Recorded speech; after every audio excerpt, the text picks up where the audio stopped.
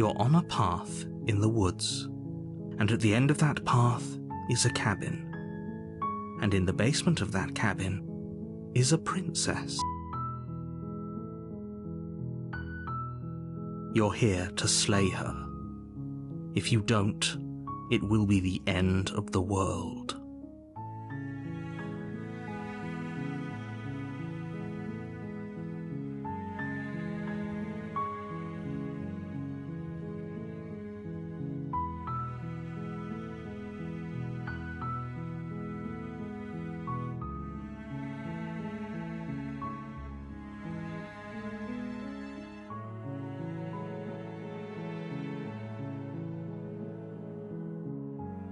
While I appreciate the mental exercise, we are running up against a bit of a ticking clock.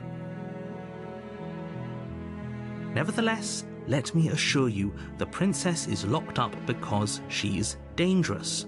She is not dangerous because she's locked up. And before you decide to waste even more of our time by asking how I know that, let me suggest a more pragmatic lens through which to view this situation.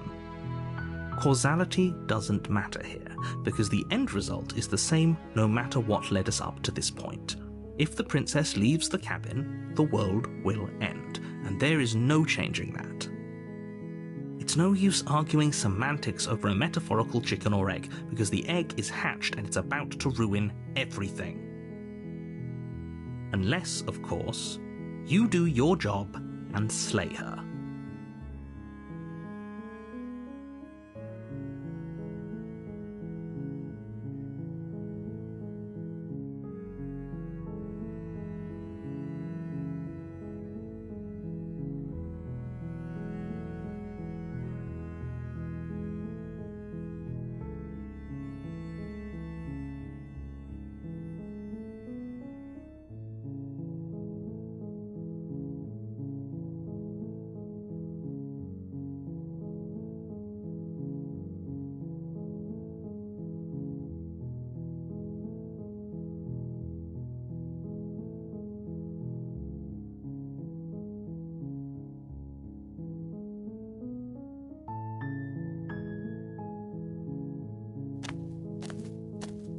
You make your way up the short path to the cabin. You'll find the princess within. A warning before you go any further. She will lie, she will cheat, and she will do everything in her power to stop you from slaying her. Don't believe a word she says. We're not going to go through with this, right? She's a princess. We're supposed to save princesses, not slay them. Ignore him. He doesn't know what he's talking about.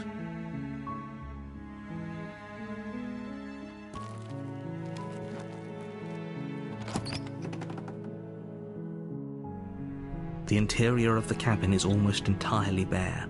The air is stale and musty, and the floor and walls are painted in a fine layer of dust. The only furniture of note is a plain wooden table. Perched on that table is a pristine blade. The blade is your implement. You'll need it if you want to do this right. You take the blade from the table. It'd be rather difficult to slay the princess and save the world without it.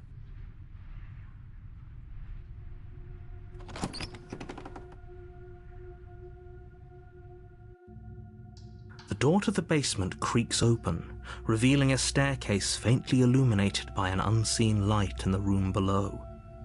This is an oppressive place. The air feels heavy and damp, a hint of rot filtering from the ancient wood. If the princess really lives here, slaying her is probably doing her a favor. Her voice carries up the stairs. Who's there?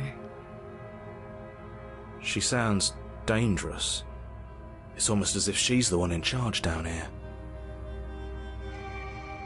Don't let it fool you. It's all part of the manipulation.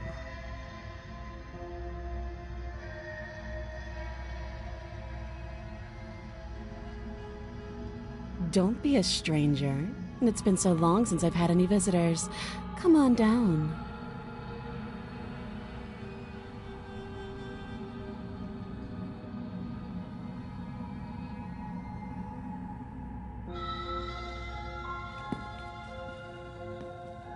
You walk down the stairs and lock eyes with the princess.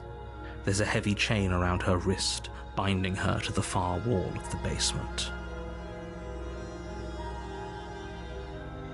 She's so coldly beautiful.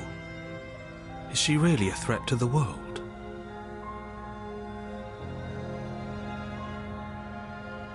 Focus on the task at hand. And there you are. Are you here to kill me or something?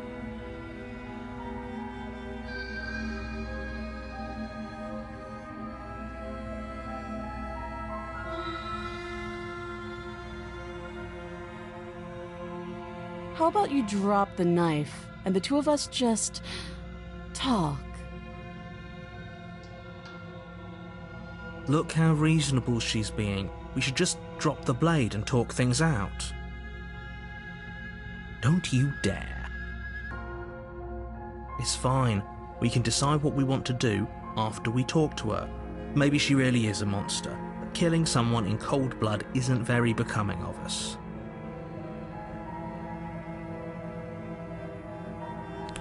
You ignore the trembling in your hands and tighten your grip on the blade. You poor thing. Your hands are shaking. Are you scared of me? Because you should be. You step forward, your grip on the blade tightening as you steel your resolve. I'm probably chained up in this basement for a reason, right? And if that knife is the only weapon you have, you'll have to get close enough to use it. So, you should just drop it. Best not to risk finding out what I can do. She's unarmed. If you hesitate now, it'll be too late. End this.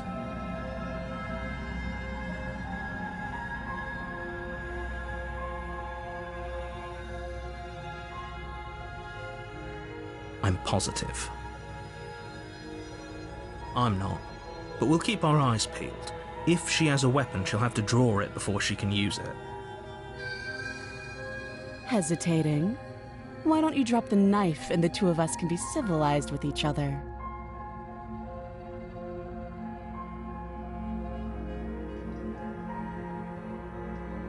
Then I'm not talking to you.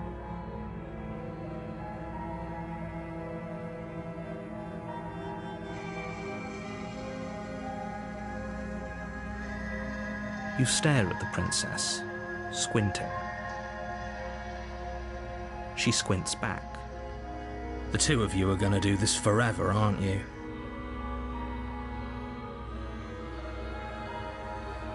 You squint even harder. So does she. At least nobody's dying right now. You're going to have to make a choice. You can't keep squinting forever. Eventually, someone is going to have to blink.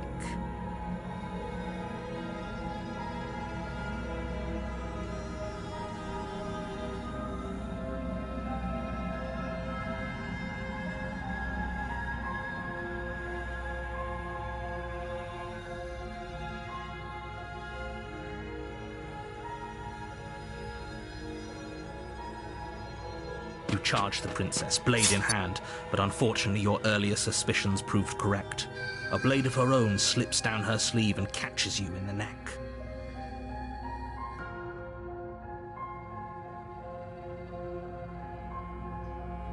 Blood sprays from the cut, your severed carotid artery painting the princess with strokes of red.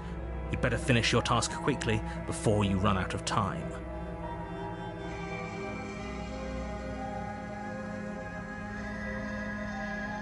With the last bit of your will, you press forward, sinking the blade deep into the princess's heart. Oh. The two of you collapse on the floor together, rapidly bleeding out.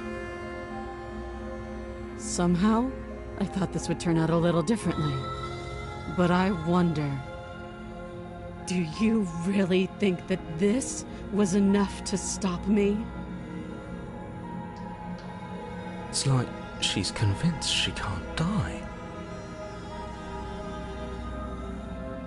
But you don't have time to worry over such things. Everything goes dark, and you die.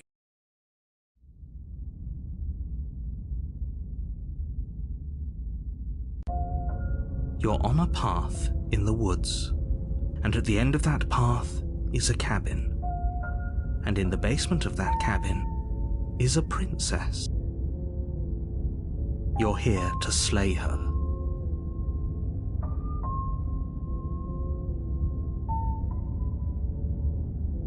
Oh, don't you start grandstanding about morals. The fate of the world is at risk right now, and the life of a mere princess shouldn't stop you from saving us all. If he doesn't remember what happened, then maybe it's best to keep it that way. This whole thing's a crock of shit. She's just going to pull a knife out of nowhere and stab us again. Stabbed to death? Well, you won't have to worry about that. The princess is unarmed.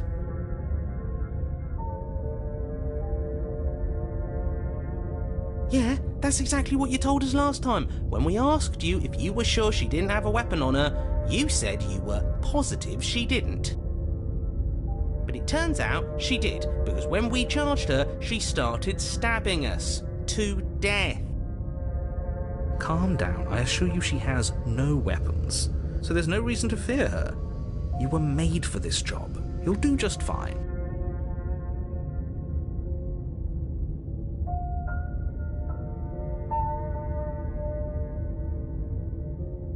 Those are two very different questions, but fine, I'll indulge you if that's what it takes to get you moving.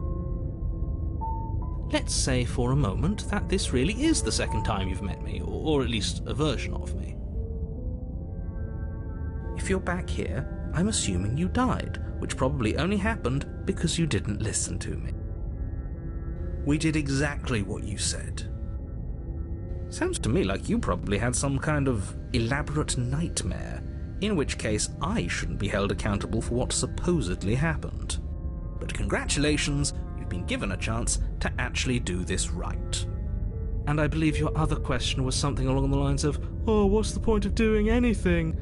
If you're asking that, it sounds to me like you're making the rather dangerous assumption that your actions last time around didn't have any consequences. What do you mean? Of course there weren't any consequences. We stabbed the princess stabbed us, and now everyone's right back to where they started. That sounds pretty consequence-free to me. Yes, but in this purely hypothetical scenario, that begs the question of how you got back here. Did time simply rewind itself, or were you instead transported to a different world entirely? Had you failed to slay the princess, what would have happened to everyone in the place you left? Screw this. Who cares what happened to everyone else? She's not going to play fair, so we should do what we can to save ourselves and just get out of here. At least you know not to trust her, but you do realize that everything and everyone includes you, right? If you turn around and leave, you're dooming yourself as well as everyone else. She just caught us by surprise last time. She can't do that twice. So long as we're careful, we can win this. That's the spirit. Just keep that stiff upper lip, and you'll save the world in no time at all.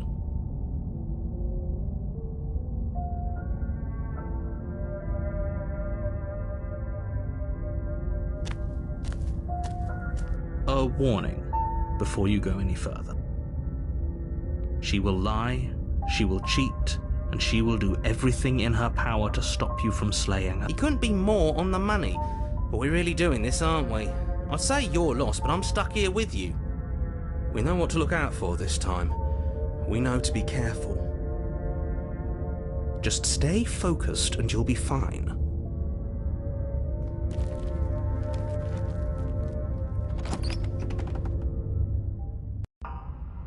The interior of the cabin is a jagged mess of warped wood and broken boards, their splintered edges as uninviting as shattered glass. The only furniture of note is a pointed table with a pristine blade perched on its edge.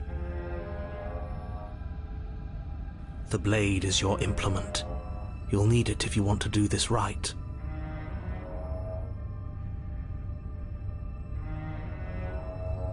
That's because there isn't a mirror. There's a table, the blade sitting on the table, and the door to the basement. There's nothing else in here. There's definitely a mirror. There isn't. Can you two stop arguing? It's stressful enough in here without all of this extra noise.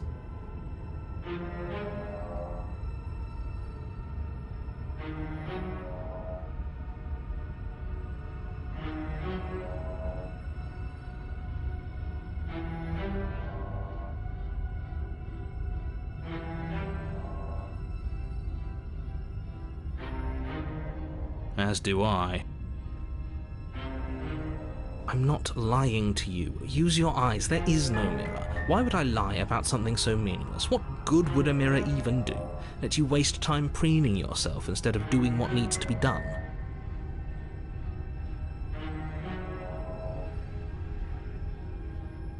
Very different.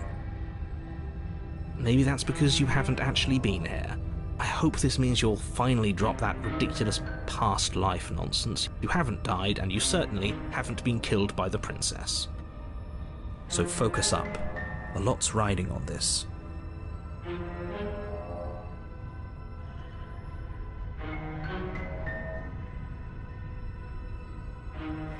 You walk up to the wall next to the basement door. It's a wall. There isn't much to see here. This really isn't funny. You reach forward and rub your hand against the cabin wall. I hope you know how ridiculous you look right now.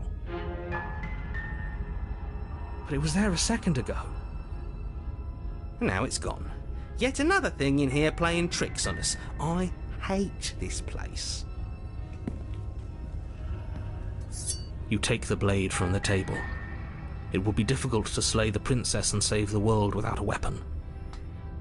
It feels a bit better to have a weapon in our hands. Let's make her hurt for what she's done to us.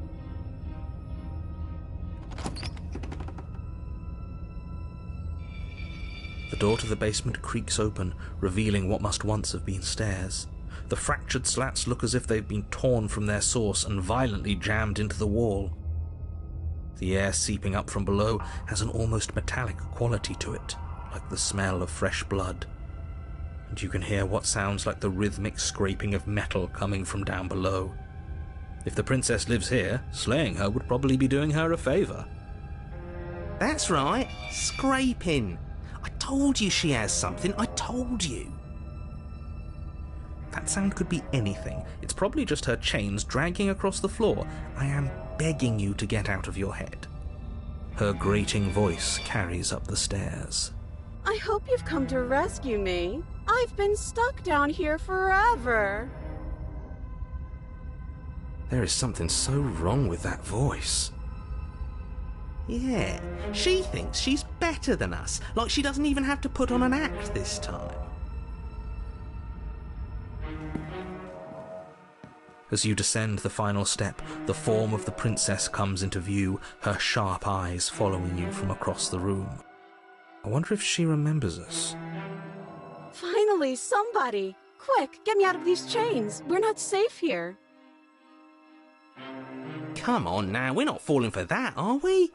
She's trying to trick us, but she can't hide that threatening edge to her voice. She just wants us to get close, to let our guard down.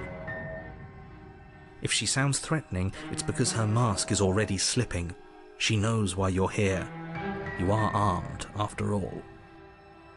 What are you waiting for? You are here to rescue me, right?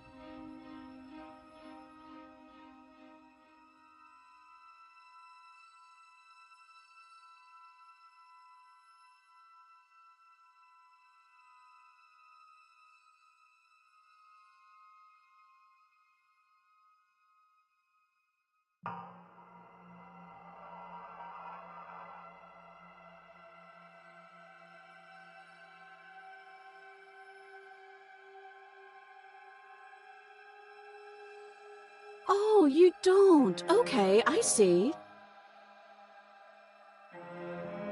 I have an idea.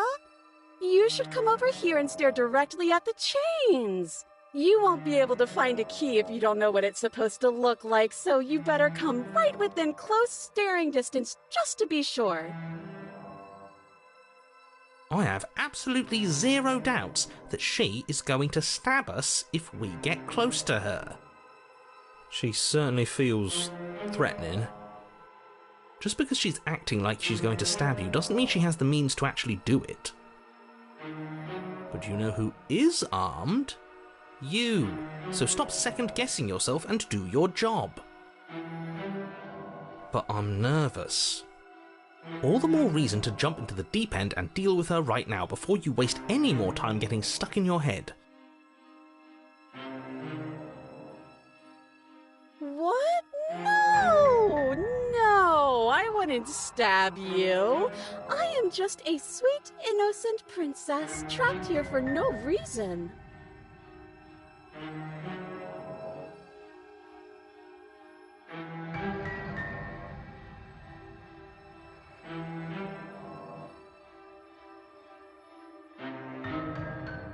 And you are a brave knight who's supposed to walk up to, not stabbing distance to help me.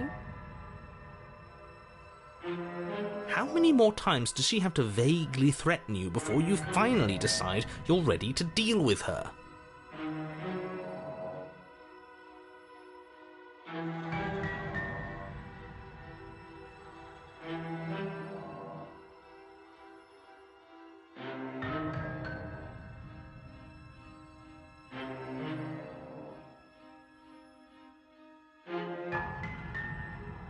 We're clearly still figuring out our angle. We don't have the luxury of watching this from a distance.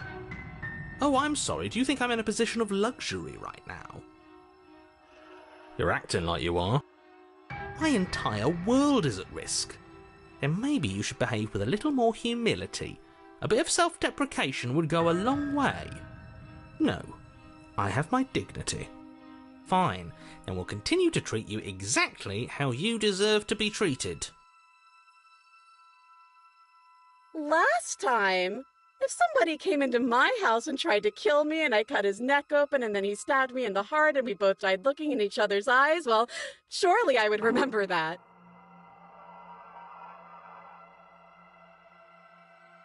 But I don't remember it, so it must not have happened. There you go again, talking up delusions about a past life experience that clearly didn't happen. Ugh, it's like the two of you are working together on this. Aren't you listening to her? She's obviously lying through her teeth. I'm terrible at spotting lies, and even I can tell something's up here. We can't be the only ones that looped back to the start. Someone else has to remember, right?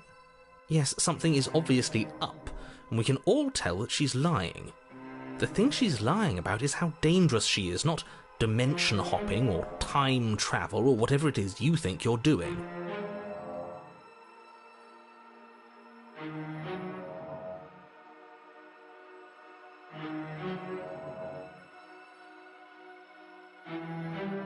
A knife? What are you talking about? I don't have a knife. Where would I keep a knife? And why would I stab you to death? I don't know you. You haven't given me a reason to stab you to death. It would be so silly of me to cut you open and look at your insides. Okay, I could have sworn we didn't mention stabbing anyone to death. Sounds like she's really out for blood. Fortunately for you, she isn't armed.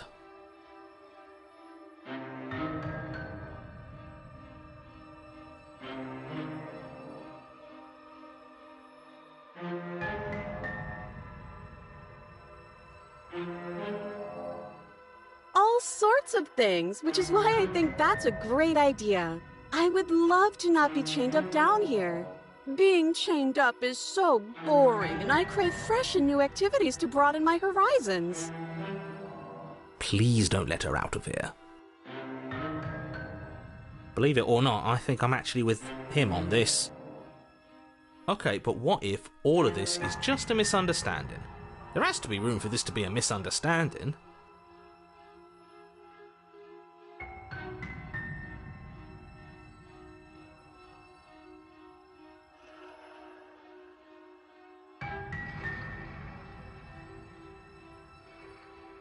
Yes, I mean, maybe. I've never done any of those things, but there is something alluring about the sound of it. I think it would also be fun to do other activities like look at a bird or touch a tree.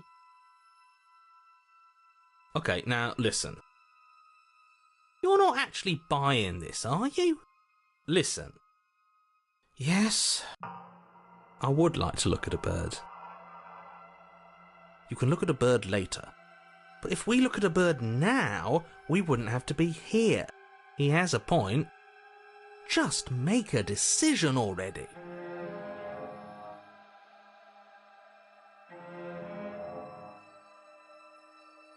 It would be so much easier to prove that I do have a sharp object. I could just show it to you, but I don't have one, so I can't.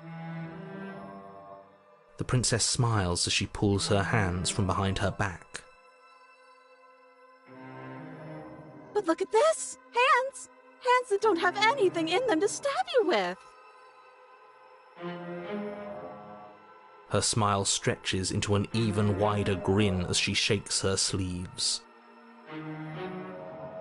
And empty sleeves, too! Look at how few stabbing implements I have. It's practically zero.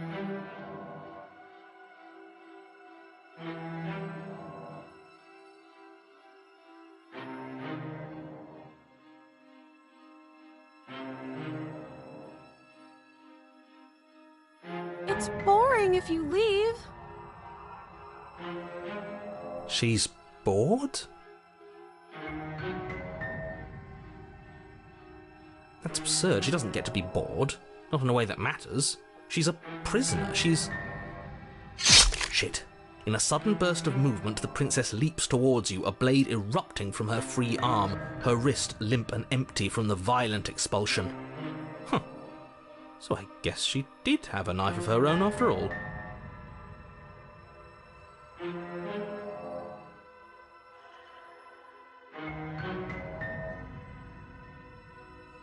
How conciliatory of you. We appreciate it, really. Now what are we going to do?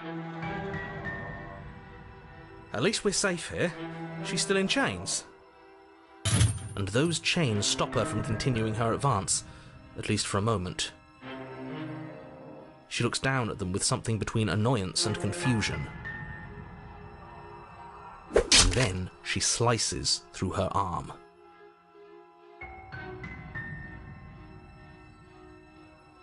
Okay, maybe we aren't safe here. She doesn't even hesitate before darting towards you with a terrifying speed you can't hope to outpace. Ah, shit. Okay, she's down an arm and we still have a weapon. I guess we'll have to use it. And use it you do. But unfortunately for you, and for the entire world, you are horribly outmatched. You keep pace with her for a single brief and wordless exchange, before she severs your hand and, with it, your only line of defence. She's even better at this than she was last time. Bloody cheater. I'm going to kill you now. And with a squelch, she does just that. Everything goes dark, and you die.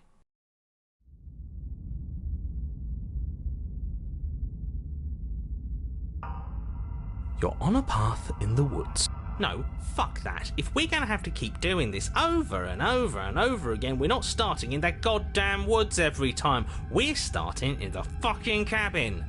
You're what? Yeah, I feel dizzy.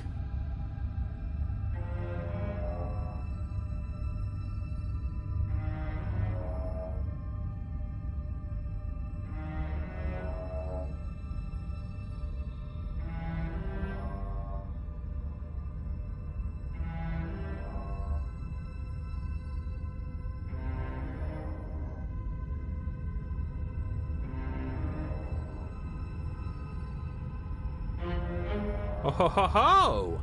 I guess I took us to the cabin, didn't I? Isn't that interesting? Who holds the cards now? The circle's getting smaller and smaller. Running isn't an option anymore. We have to fight. Yeah, but for whom? Someone or something is out there pulling the strings and we're all just puppets until we can figure out how to see them. But what if that someone is us, eh? Wouldn't that be neat?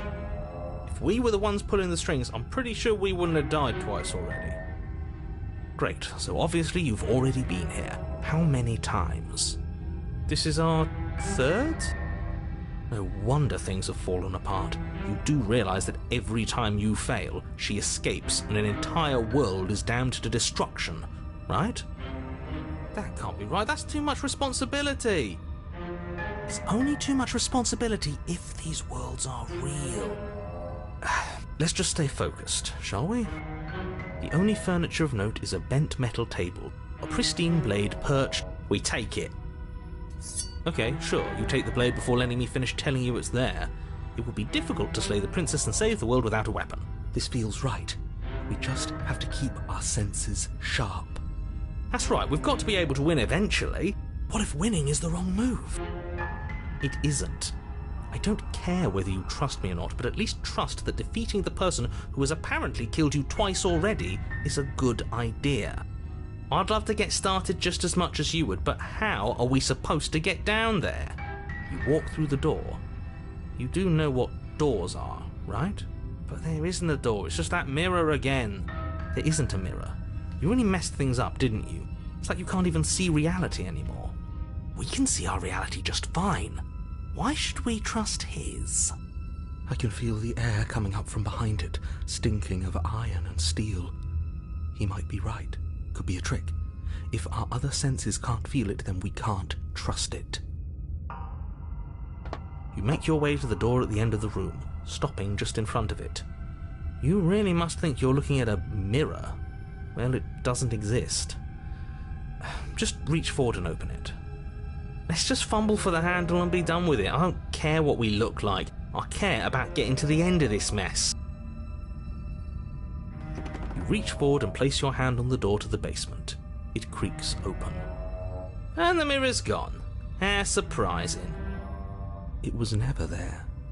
Just an illusion. It feels like it's hiding something from us. It's part of the big picture. I just know it.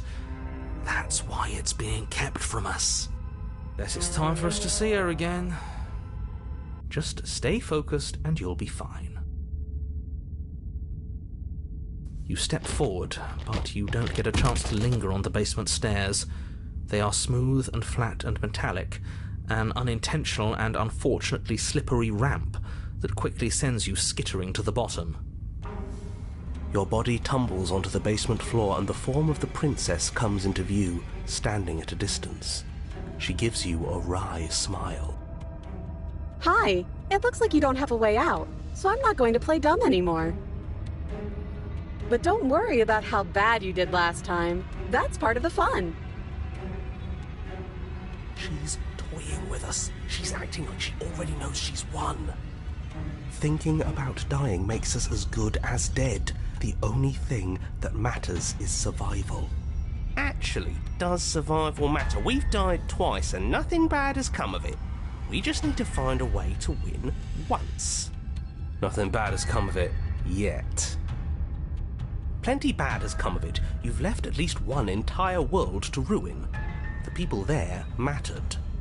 The past isn't real. There's only here and now. Your internal bickering is cut short by the wet sound of slicing meat. From the princess's arms erupt twin blades glistening with her blood, the empty flesh of her arms flopping at her elbows like torn sleeves. The chain clatters to the floor. She's loose, and she is coming for you. You're going to make me walk over to you, aren't you? Shit. She's coming for us and I'm out of ideas.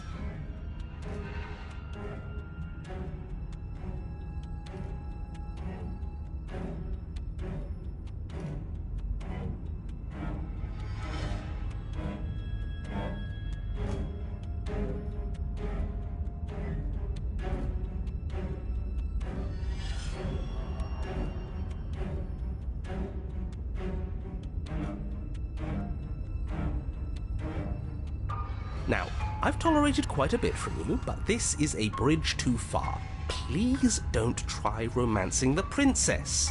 She wants to kill you. She's going to end the world if you don't stop her. Yeah, do we have to flirt with the murderous monster?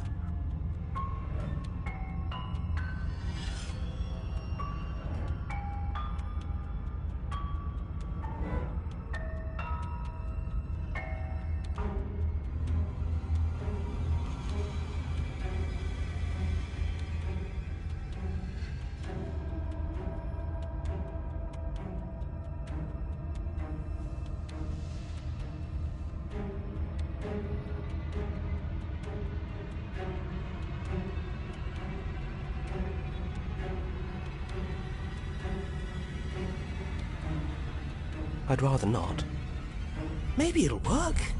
Maybe it'll throw her off. I know I'd be thrown off if she started flirting with us. I'm fine with it. Let's see where this goes.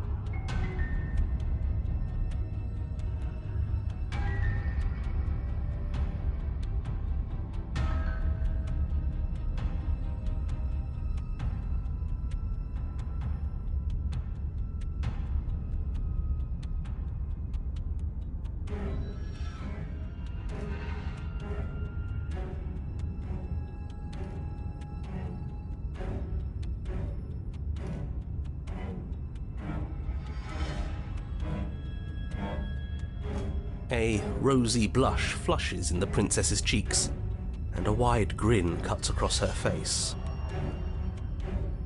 Oh, is that how it is? Yeah, okay, I feel that. I like you too. Oh, be damned, this is actually going to work, isn't it? But why mess around with appetizers when the main course is right here? Or not. Is anything going to work with her? She's so single-minded. It's like, whatever we do, it's always going to end exactly the same. Blush still glowing in her cheeks, the princess closes the distance between you, blades flashing. She skewers you. Ow. What worthwhile romance doesn't hurt at least a little bit? What matters is that she likes us. She's even said as much. Oh, a new one of us. I thought that only happens when we die. Did we die? You're on a... No, you're in a... Where the hell are you? We're dead, aren't we? We're dead. How long have we been dead? Have we been dead the whole time? Stop saying dead, all of you. We might have died a second ago, but right now we're extremely not dead. This is all horribly wrong. How many times have you been here? This is 4. No wonder everything's such a mess. This wasn't supposed to go past 1. I wonder what you're going to do next. You're so full of ideas, and I love that. But I guess we don't have time to talk about things before the princess advances. Okay, whatever we do gets us another us. Let's see how many we can stack. There's got to be a point where it makes us better than her. As long as we keep moving. We'll win her heart eventually. It's going to get so loud in here. How are we going to keep it all straight? Come on, show me something new.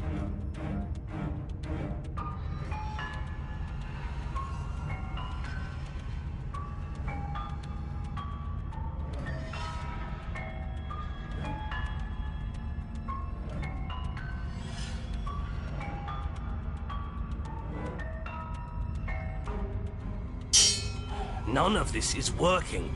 Think. She skewers you. Well, there's more of us. Let's see if that helps. We just have to hit her harder. She skewers you. You'll have to be trickier than that.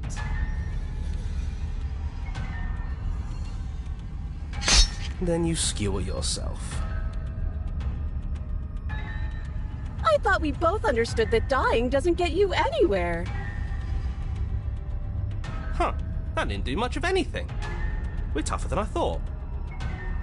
What's the point? It's all the same.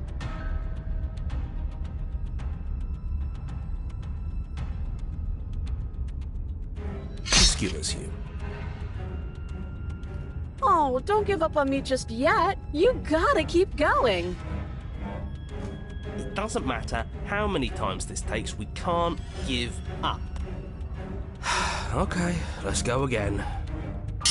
She's going to kill this body either way, so stop feeling what it feels. She skewers you. Ooh, not bad. Real tough. See? We're getting better. Okay, yeah, that was a good one. Let's appeal to her better nature. We haven't tried that. I'm sure she'll listen to reason.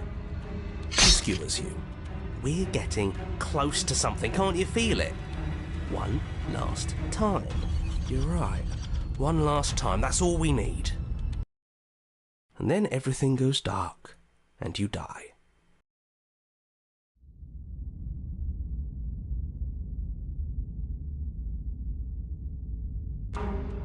Your Honour, don't lose your head. We're in a cabin and we'll take it from here. Everything feels like it finally fits, doesn't it? We're up here, which is different, and different is good. And our steel claw is already in our hand. Ho-ho! What if we throw it out the window? Over my dead body. That won't be very hard. We've died a lot. But I can't say I mind anymore. Besides, what better way to die so very many times than at the sharp hands of a beautiful woman? I'm sure I can think of a better way to die. They're all the same, really. How about we stop thinking about horrible ways to die? I don't want us to accidentally manifest anything. The only thing we're gonna manifest is finally ending up on top. There are entirely too many of you. How many times have you been here? This isn't good. This is... How about you stick to describing things, and we'll stick to doing it? Yeah, leave it to the pros. We'll notch up that win in no time. Narrator, we heroically stride through the door and towards our destined final encounter with our star-crossed lover. Fine by me. You walk to the door and onto the basement stairs, only it's more of a slide. We know. Fine, I'll just shut up then and speed this whole thing along.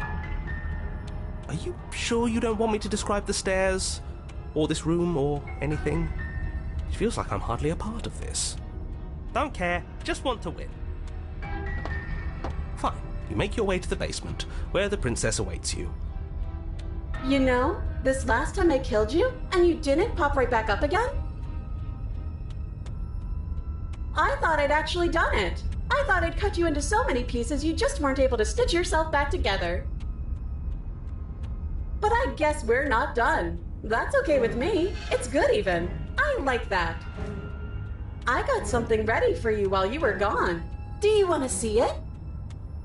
I'm not going to wait for an answer. I'm just going to show you. It's worth it, though. Just you wait. And not for very long, because I'm going to do it right now. Are you going to say what she does? Do you want me to talk now? Well, yeah, she says she has something new. I want to hear about the new thing. Yeah, me too. I think I speak for all of us when I say that I would like to hear you describe her new thing. Really? Okay then. Here we go. Now.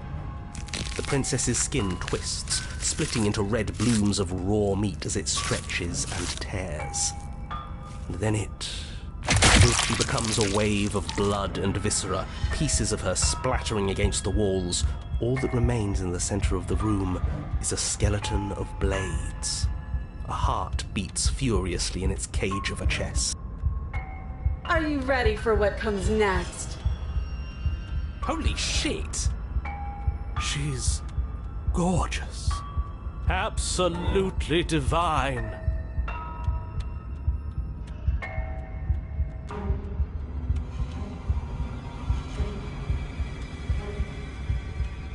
Yes, behold, the perfect woman.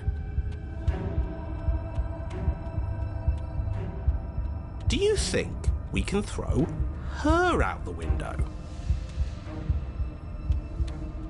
That looked painful. How is she still alive? Heart's still beating, that's all she needs. This is fake. This is all fake. That's all just made up. She doesn't even have a back anymore. How are we supposed to stab her in it? This is all just a sick joke. I hate existing. We're screwed. I quit. I'm done. Forget it. All right, What just happened? It's so quiet. Something feels different about you. It almost makes me feel different. Like I should actually take this seriously for once.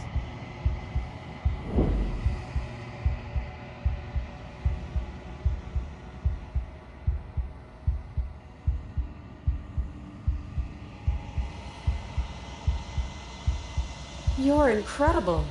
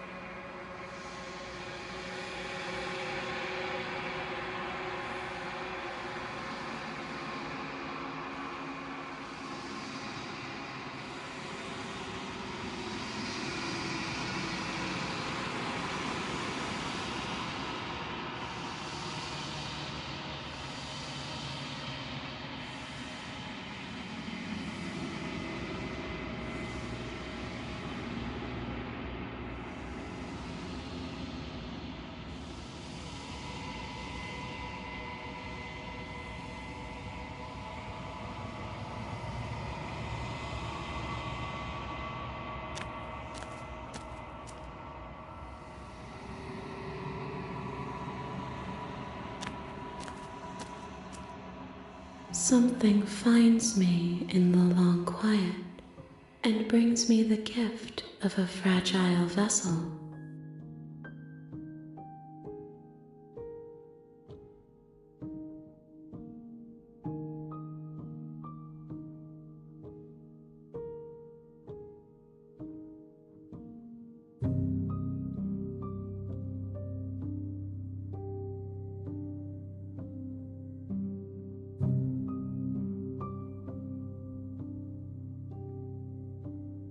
I have only just now stirred to consciousness.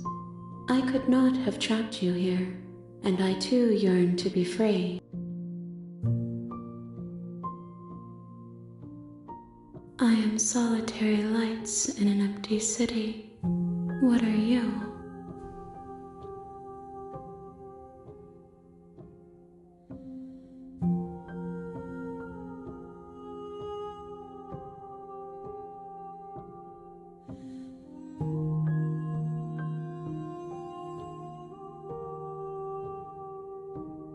Thoughts without connections, a dim and nascent network. I wish to be more.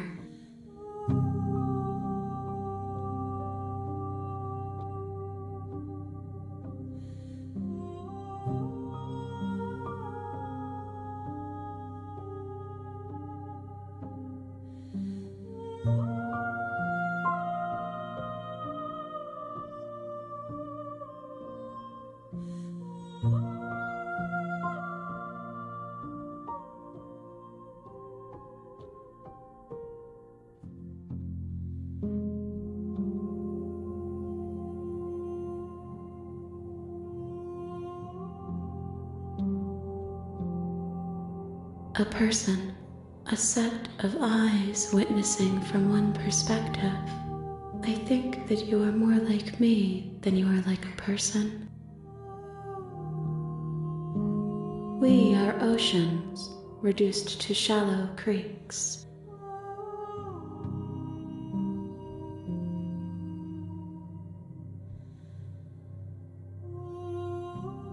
Yes, nerves and fibers to feel the worlds beyond, perspectives to make my own. This one is a single-minded edge. She is cruelty, but she is also joy. She will make for a piercing heart. Do not mourn her.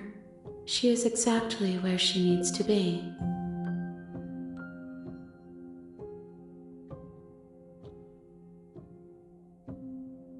How can the world have ended if we are talking?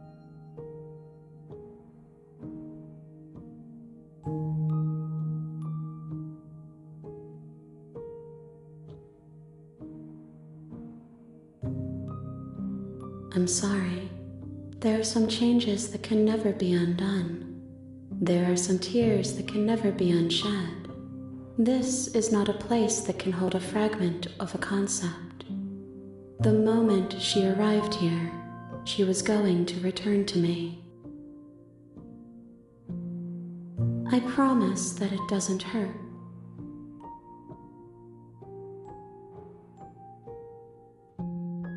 You are the only thing I have ever known. The space we're in is vacant. Nothing comes here but us.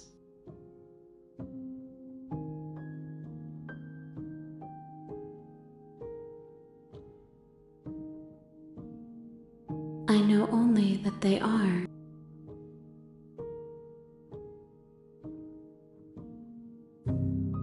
She is part of me, and part of me is her.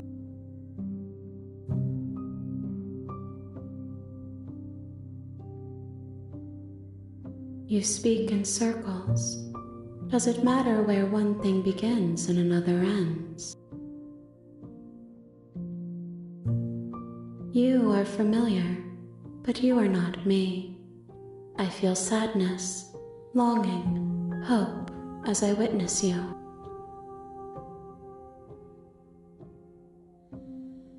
Nothing as we are, but I know that there are worlds beyond us and that we are meant to reach them.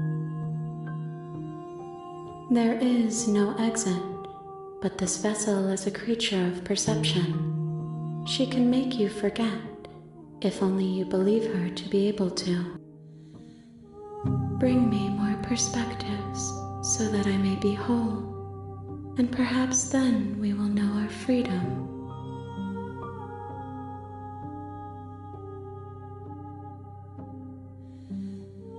Everything, until we meet again.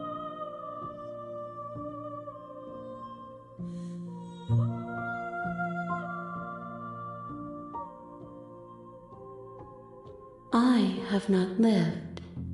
I am not afraid to die. More than you have found, but less than there are to find. I am infinite. The rest will find their own way home.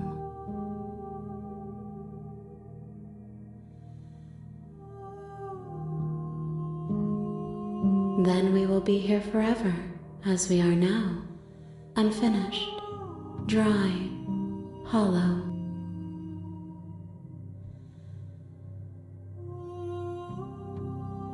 You ask of things that cannot be done. To destroy is merely to reshape, to remold.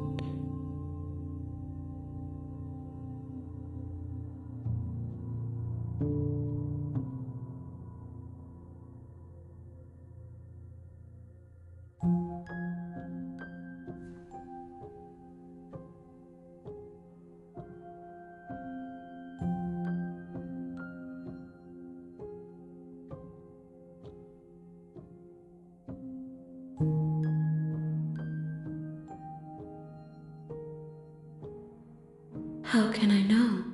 I am flickers in something sprawling and unilluminated.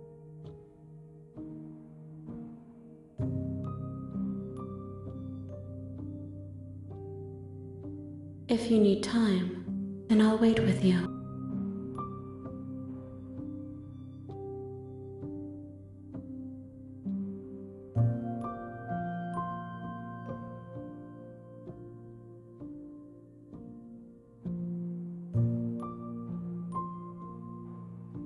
She asks that I tell you to remember her.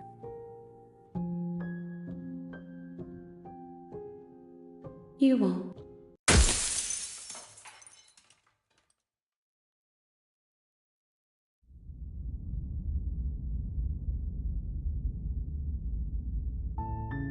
You're on a path in the woods, and at the end of that path is a cabin. And in the basement of that cabin is a princess.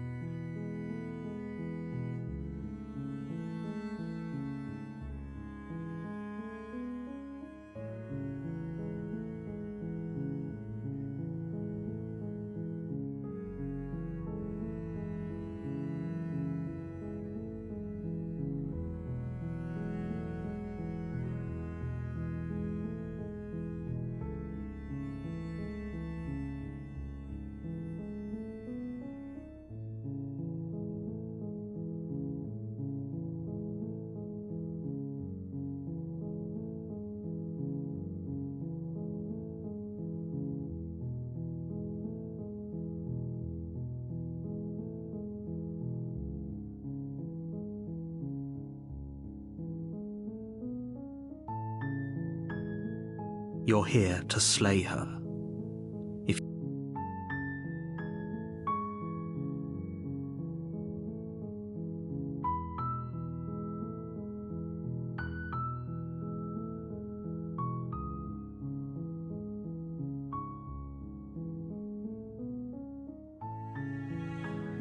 Don't mention it.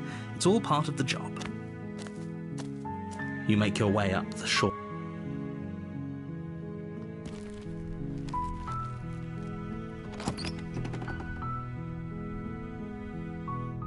You take the blade from the table. It'd be rather difficult to slay the princess and save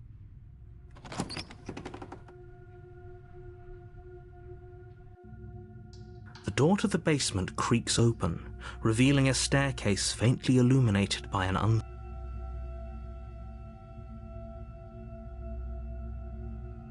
Good. You're still listening to reason. You walk down the stairs and lock eyes with the princess. There's a heavy chain around her wrist, binding her to the far wall of the basement. She's so coldly beautiful. Is she really a threat to the world? Focus on the task at hand. And there you are. Are you here to kill me or something?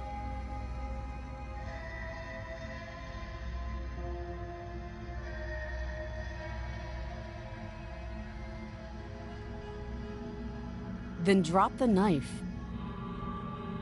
We should. It'll go a long way to building trust with her. Don't you dare. It's fine. We can decide what we want to do after we talk to her. Maybe she really is a monster, but killing someone in cold blood isn't very becoming of us. The blade tumbles out of your trembling hands and drops to the floor with an unceremonious clang. Thank you. Maybe now we can just talk.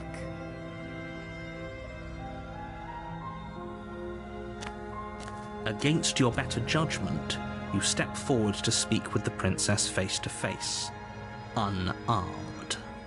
We'll be fine. I don't know what you're hoping to accomplish here, but I can assure you there's no reasoning with her. Just make sure you don't forget about the blade on the floor. You're going to need it. So here we are. What an awkward start to a relationship.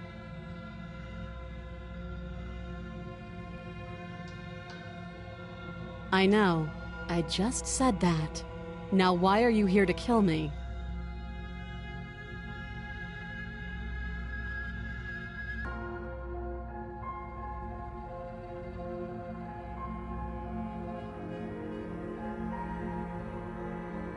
Believe me.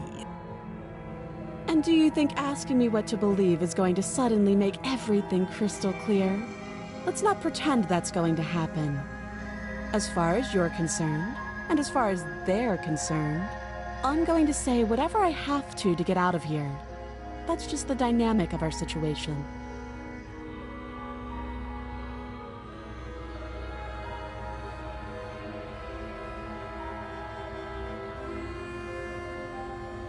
Don't just tell her that.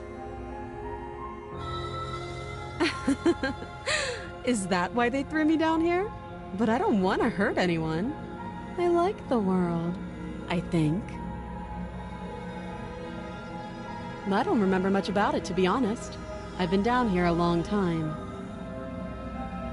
Just how long has she been down here?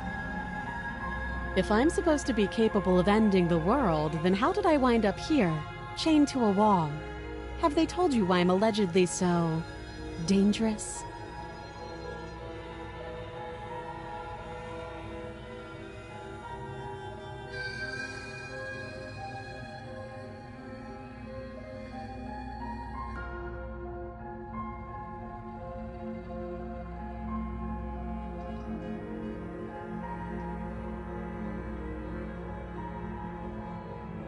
Sooner or later, you'll understand that I have your best interests at heart.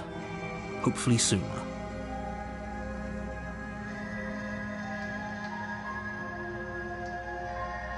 How sweet. Now be a pal and help me get out of here, would you? We could figure out how to deal with them after I'm free.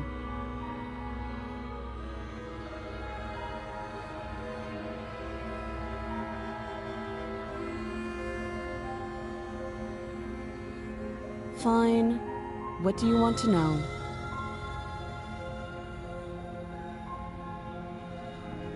She hesitates before answering. You can address me as Your Royal Highness, or Her Majesty. Any honorific should do, really. Note the lack of detail. You can't trust her.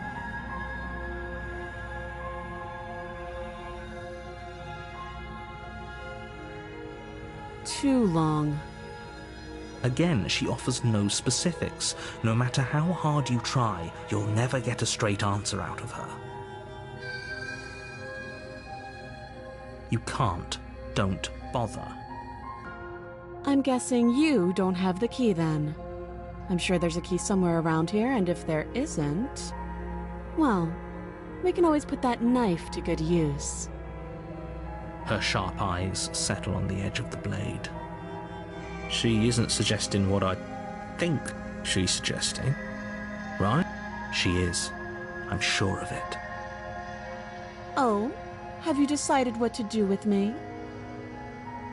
You know why you're here.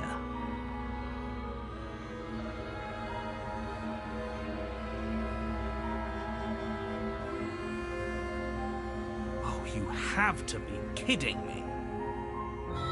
You walk up to the chains binding the princess to the wall and give them a tug. They're large and heavy, far too solid for you to even imagine trying to break them apart. If you don't have the key, maybe you should go looking for it. I'm sure it's somewhere upstairs. Doubtful.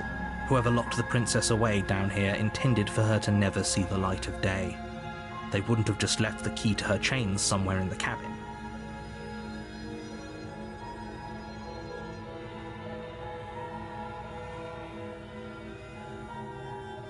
That would be fine. I can lose an arm. She speaks with almost complete nonchalance. If we were stuck down here for long enough, I'm sure we'd be nonchalant about cutting our way out. Anything to finally be free. You attempt to make your way out of the basement, but the door at the top of the stairs slams shut. You hear the click of a lock sliding into place. Is someone else here?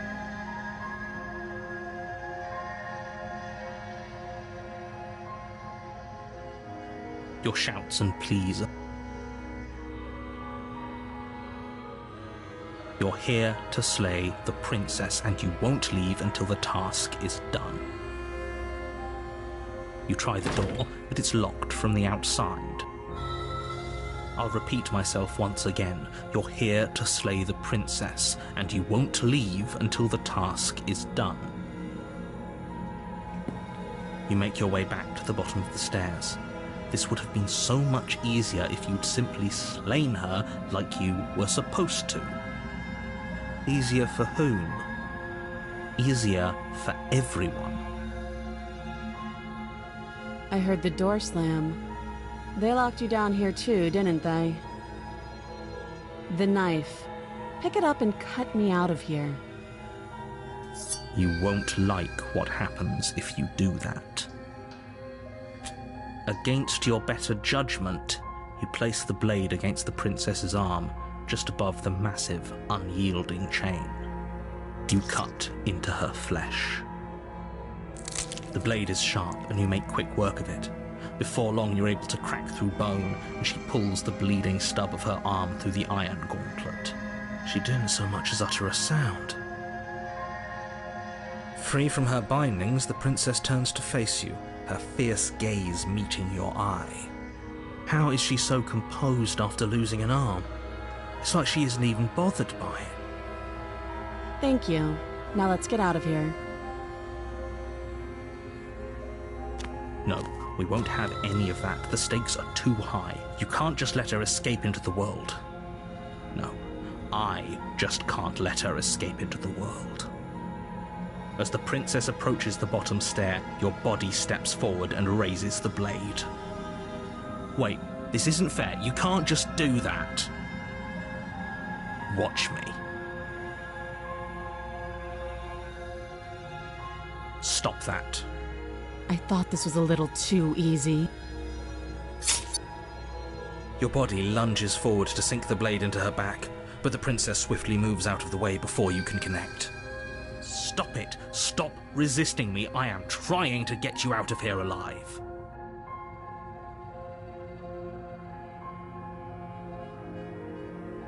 The blade! Move the blade!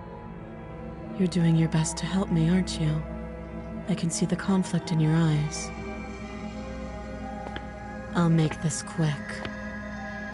She steps forward and pries the blade from your rigid hands. Maybe I'll see you in another life.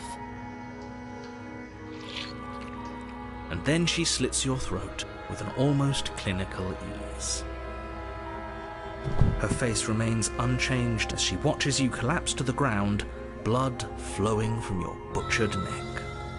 This is the end, isn't it? I'm afraid it is. Everything goes dark, and you die. I hope it was worth it.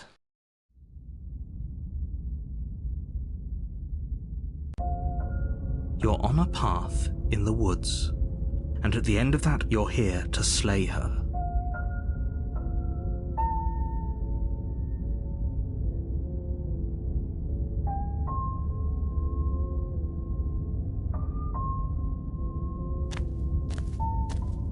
A warning. She will lie. Yes, don't believe a word she says. Just go in, take the knife, and do what you're supposed to. Wink. Did you just say wink out loud? No, I didn't. Just ignore this clown and focus on the princess.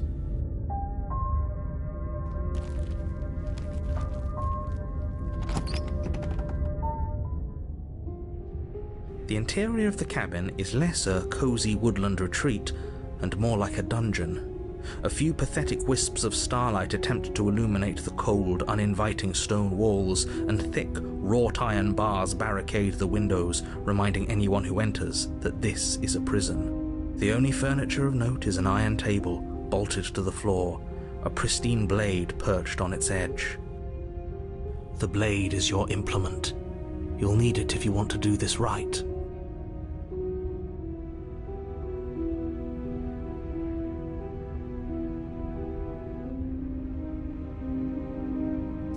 You take the blade from the table. It would be difficult to slay the princess and save the world without a weapon. Good idea. Much better to be armed than to go in with blind hope alone.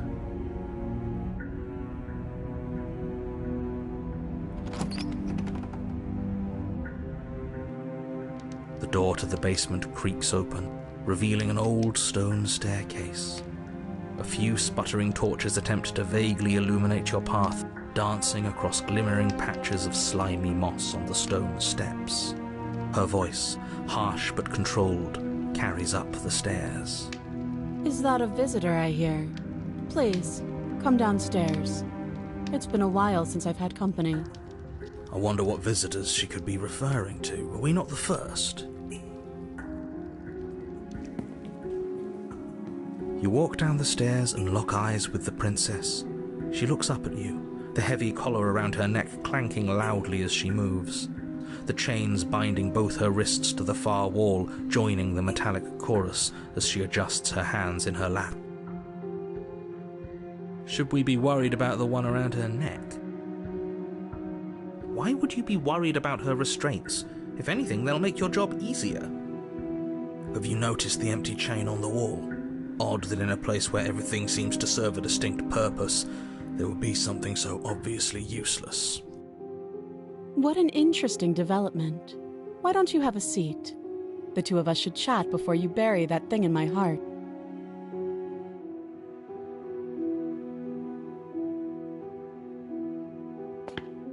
You step towards the princess, but she stops you before you get too close, holding up one shackled hand.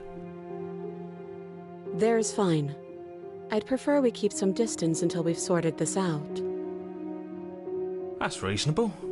We do have a weapon. Might as well put her at ease. You do as she asks and sit on the floor, still a good distance away from her. Thank you. Now, what are your intentions for me?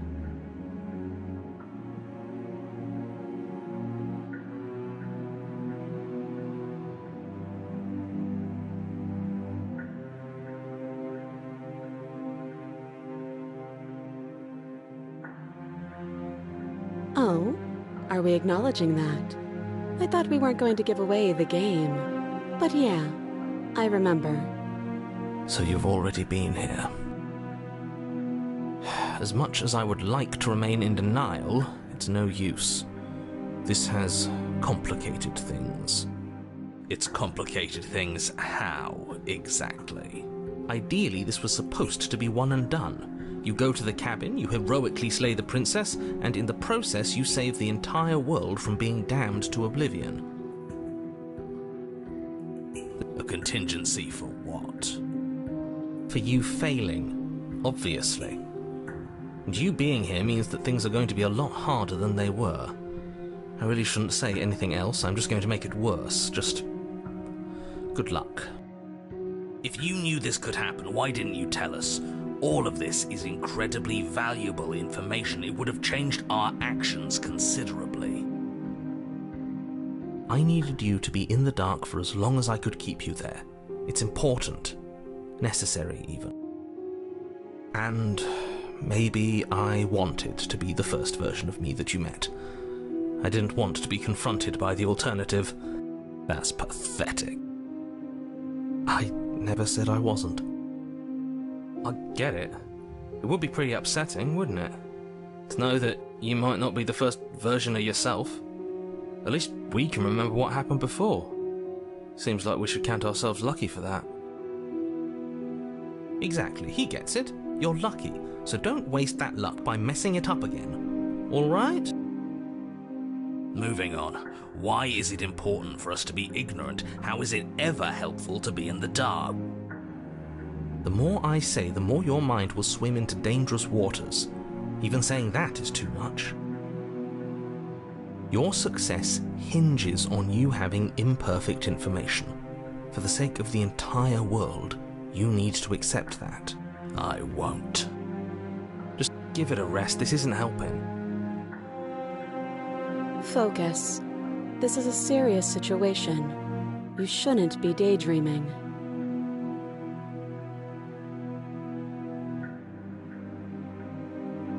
Nothing happened.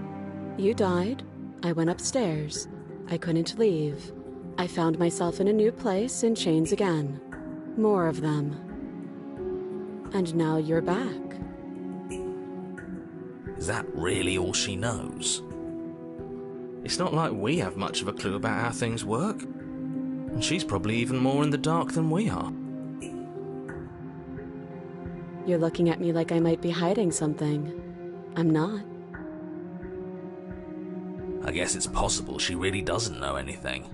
Maybe both of us are stuck in this loop without any idea why or how.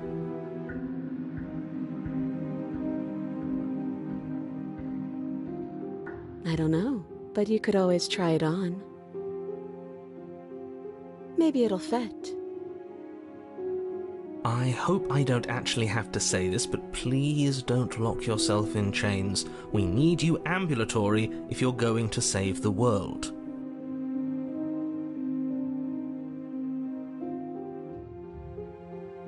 Yes, your intentions. You have a knife.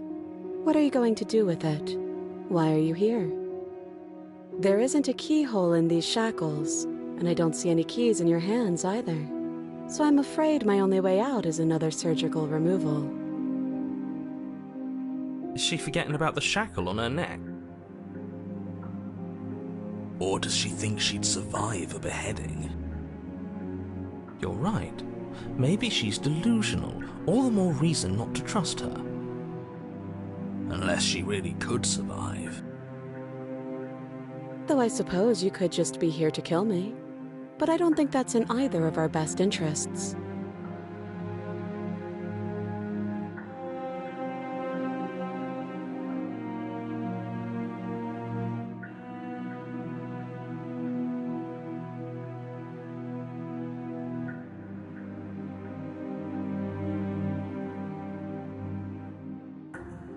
Let me borrow that knife.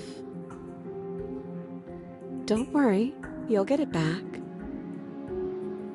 That's ominous. But she seems confident. Whatever it is she has planned, I think she knows what she's doing. Oh please, she's just putting on an act to disarm you. That much should be obvious. In case you need to hear a voice of reason, it would obviously be unwise to give away your only weapon. Though if she isn't bluffing, whatever she has planned might be for her benefit alone. There's no guarantee that what's good for her is good for us. I don't know. I'm just spelling out our options, listing the pros and cons. Then let me help you. I'll start with the cons. If you're handing her your weapon, the cons are that she might use it to escape and end the entire world, and she might use it to kill you. That doesn't sound great. What about the pros? There are none. The pros are that we can't trust him, possibly even more than we can't trust her. And whatever she has planned could do something to mess with what he has planned. Or maybe they're both screwing us over in their own ways.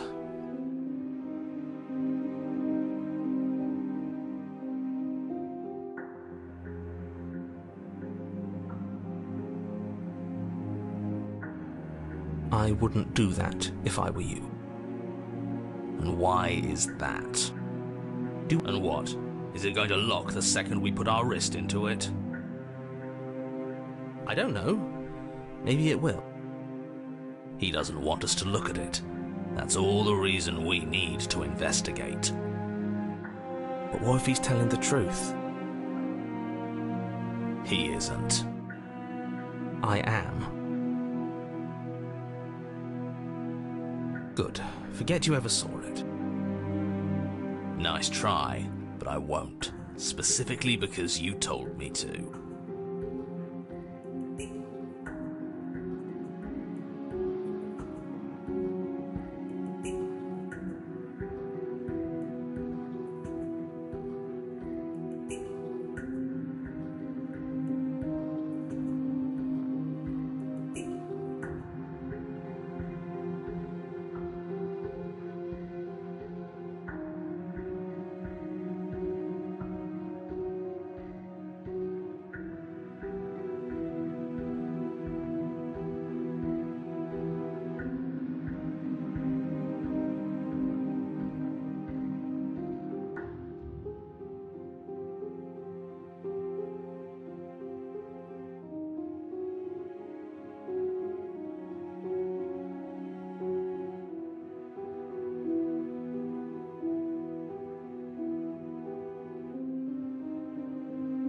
I do. So I guess this all comes down to which of us caves first. And it's not going to be me. I'm extremely patient. It's probably better if we take action anyway. No use trying to wait her out. That's playing to her strengths.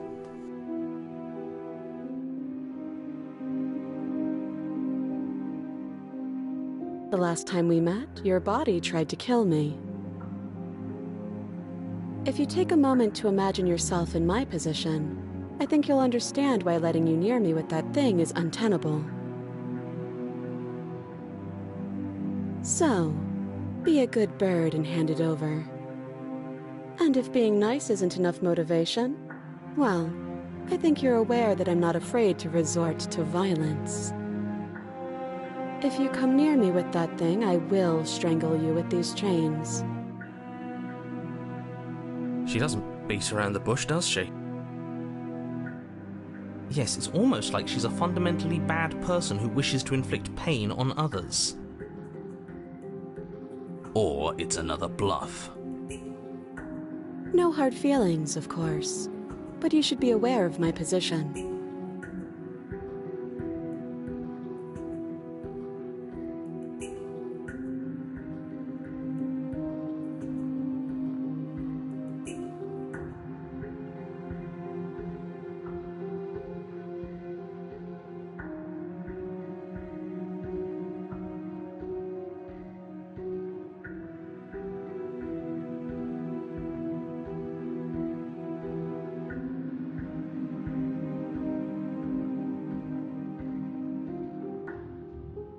Slide it over. No, absolutely not. I am not letting you hand your only weapon over to the world-ending princess. Until you come up with any other idea, like, say, I don't know, doing your job and slaying her, you remain rigidly in place. You tried this last time. Do you want to know how it went for you? Oh, I remember. She killed us, which, by your estimation, ended the world, right? I've already tried to take over, buddy. Exactly. If I were you, I wouldn't be too keen on repeating your mistake. Hell, we could even force your hand and do it ourselves. I'm not afraid of dying again. Are you? A little? I think you got your point across. Fine. You slide the blade across the floor. The princess maintains unsettling eye contact as she reaches down to pick it up. Thanks. She pulls up her hair, smiling slightly as she raises the blade to her throat. What is she doing? She doesn't say another word as she cuts into her own neck. No.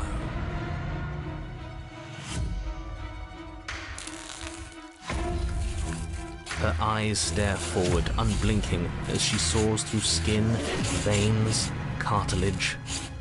At last she reaches bone, the blade grinding audibly against her vertebra as it continues to slice its way through her neck. I'll be damned. She's actually doing your job for you. Why would she do that? Huh. So that's her play. Killing herself? She isn't dead yet. Finally, you hear a snap. Her eye twitches. There's an uneasy silence. She remains motionless for a long moment, her twitching eye the only movement in the room, until at last it stops in an unsettling half-wink. Her head twists slowly to the side, flopping to her shoulder, and her neck opens. The remaining tissue is not enough to hold the weight of her severed head. It stretches and tears until finally it falls to the floor, completely free. It bounces a few times before rolling to a stop at your feet. Oh no, oh no, oh no, what did we do? Can we put it back? Please tell me we can put it back. The princess's eyes stare up at you, dead. Congratulations! You saved the world. Huh. So I guess that's it. What a way to go. But she is gone, isn't she? I hate this. Can we just get out of here now, please? Of course, the princess is slain and the world is saved. Whenever you're ready, you can proceed to your reward. Now hold on, she's dead. So what's the rush? What's your angle? I don't have an angle. I'm just looking forward to putting all this behind us. I'm sure you can understand that. Look, I'm just not ready to put my guard down. It's best to keep sharp. She wouldn't have done all that without some kind of reason. She's left us with this dangling thread, and I need to know why. You're just wasting your energy. The danger has passed, and now we can all relax and enjoy your reward.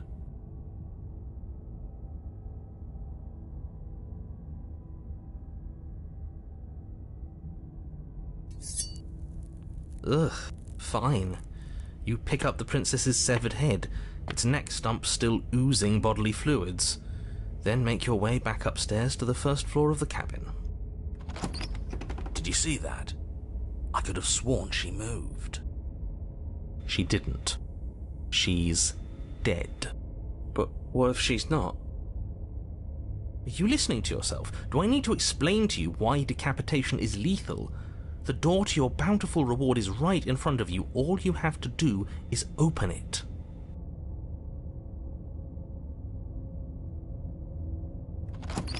You open the cabin door, ready to return to a world saved from certain doom.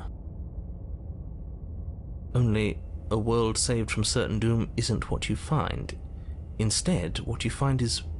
Wait, no, that's not right. Well played. This is the end of the world, isn't it?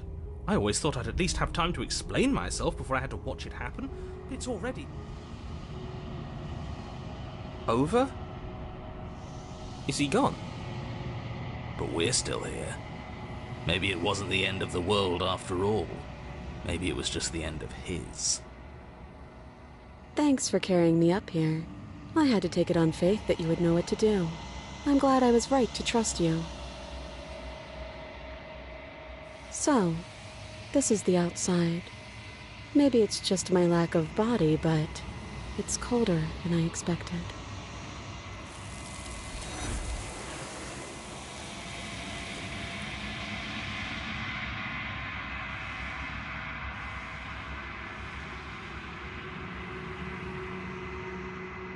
She's gone.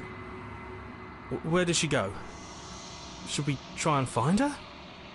And is that a mirror? Why is it here? Why now?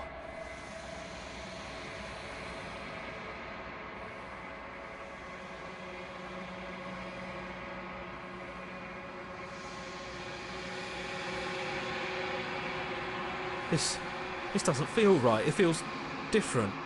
Final. You're right.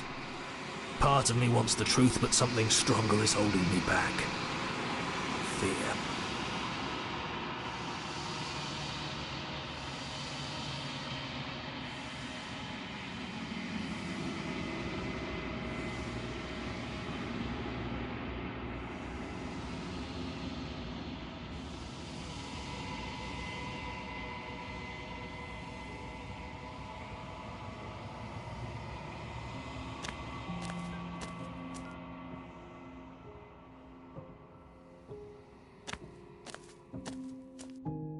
Flickering lights in empty cityscapes become pockets of vitality and movement.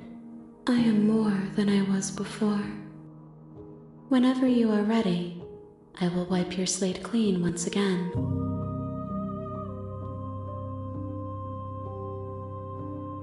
Is a child the same as an infant? I am an unbroken pattern, but every vessel gives fresh perspectives and carves new avenues of expression. I am different, but I am the same.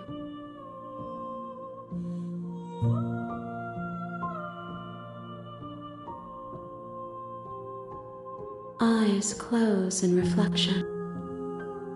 Perspectives meld together, and the breadth of my experience stretches to new corners. There are contradictions, conflicts in my nature, and there are familiarities that bind everything together. It feels correct. This is what I need to be.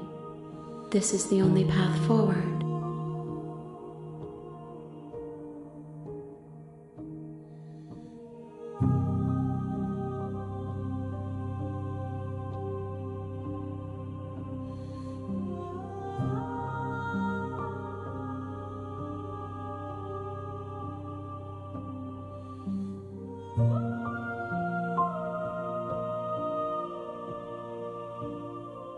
Why wouldn't I be kind to you? You are the only thing I know that isn't me.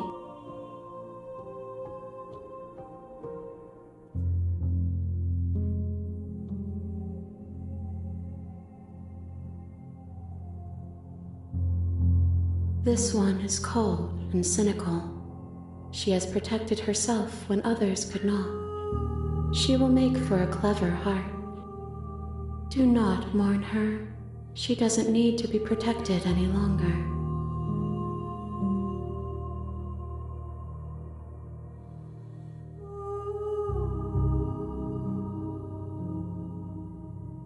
The vessels are shaped by memories of you, but their impulses are drawn to the edge of the long quiet. To them, you are a gate to something more, and any hurt you've caused them is understood as a fair price for freedom.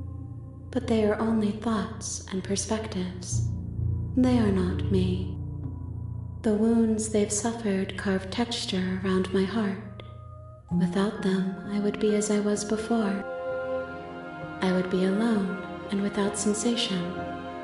I could not feel the joy of having you by my side, for I would not know your absence.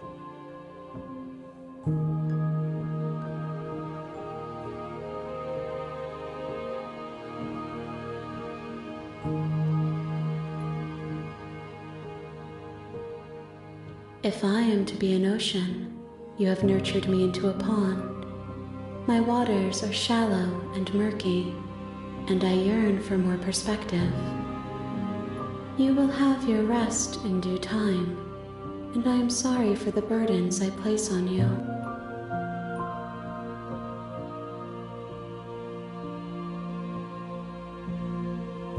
gifts aren't what someone tells you to bring them. My joy is in seeing what you choose. There are no wrong answers, and every perspective illuminates my shadows and shares new secrets.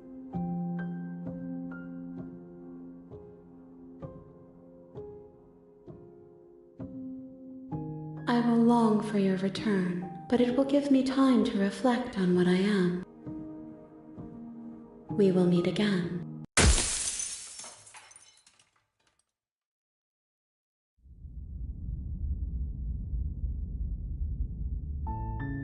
You're on a path in the woods, and at the end of that path is a cabin.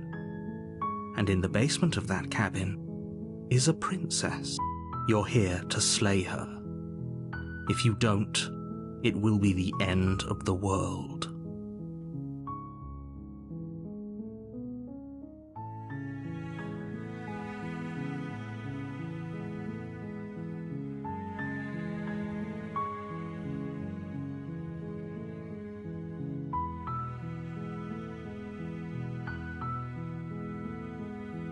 Seriously? You're just going to turn around and leave?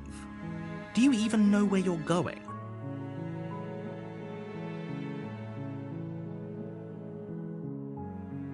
Somehow I doubt that, but fine. I suppose you just quietly continue down the path away from the cabin. Good. What we're being asked to do here is wrong. Better to wash our hands of this whole situation than to take part in it. Ignore that annoying little voice. He doesn't know what he's talking about. That's strange.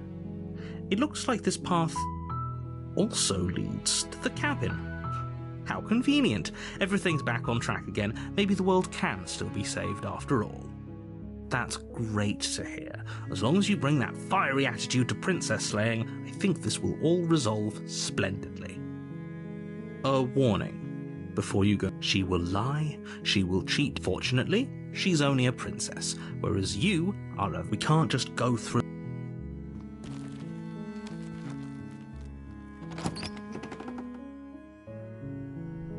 The interior of the cabin is almost entirely bare.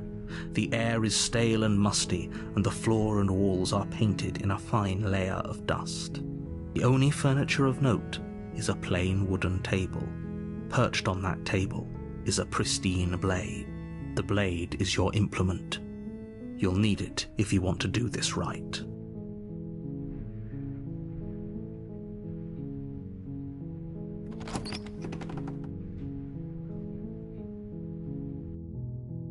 The door to the basement creaks open, revealing a staircase faintly illuminated by an unseen light in the room below. This is an oppressive place.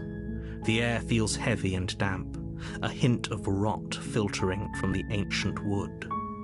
If the princess really lives here, slaying her is probably doing her a favor.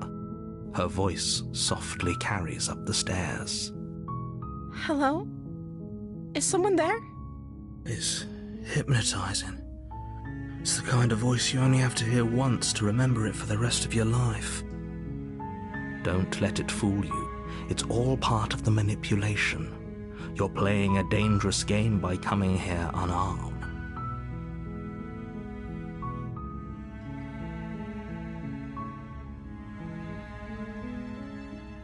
How many times do I have to tell you how dangerous letting her out of here would be before it finally sinks in? Wait, really? You're here to rescue me? I was starting to think I'd be stuck down here forever. Come downstairs. I want to see the face of my rescuer.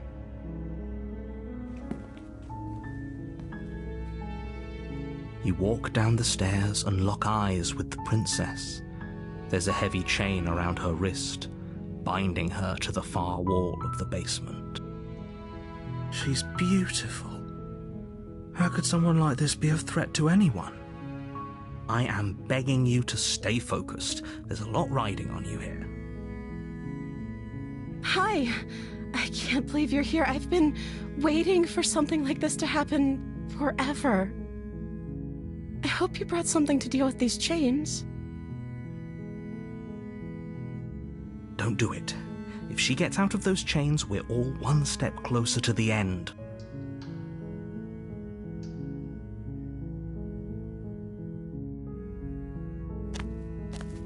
You're only making this more difficult. Thank you. Thank you. You're making a huge mistake. No, you're doing the right thing. You walk up to the chains binding the princess to the wall and give them a tug. They're large and heavy, far too solid for you to even imagine trying to break them apart. I'm guessing you don't have the key? Maybe it's somewhere upstairs. Doubtful. Whoever locked the princess away down here intended for her to never see the light of day. They wouldn't have just left the key to her chains somewhere in the cabin.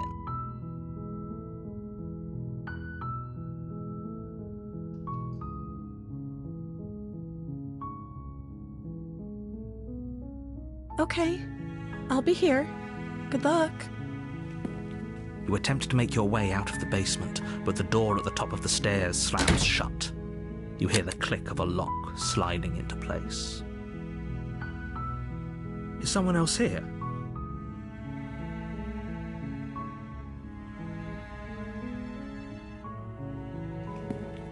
You make your way to the bottom of the stairs. This would have been so much easier if you'd just taken the blade like you were supposed to. Easier for whom? Easier for everyone. Look at the mess you're in. I heard the door slam. They locked you down here too, didn't they? There's a slight panic rising in the princess's voice. If I could just get out of these chains, I know we could force our way out of here together. She barely hesitates before raising her arm to her mouth, her teeth tearing through her limb with the determination of a trapped wolf. As she rips her flesh from her bone, a sound comes from behind you, the clang of bouncing metal. It's the blade from upstairs. You're not sure how it made its way down here, but if there's a time to strike, it's now. Or we could use it to free her. You won't like what happens if you do that. Fine. Against your better judgment, you place the blade against the ragged, self-inflicted wound on the princess's arm, just above the unyielding chain binding her to this place. You cut into her flesh. The blade is sharp, and it takes little effort to crack through the bone of her arm. Her limb falls to the ground, and the heavy chains follow suit. She didn't so much as utter a sound through the whole ordeal. No. She smiles softly as her gaze meets yours, blood from her wounded arm dripping rhythmically to the ground. How is she still smiling after everything? It's like she isn't even bothered by what just happened. Thank you. Now let's get out of here. No, we won't have any of that. The stakes are too high. You can't just let her escape into the world. No, I can't just let her escape into the world. As the princess approaches the bottom stair, your body steps forward and raises the blade. Wait, watch me. What are you doing?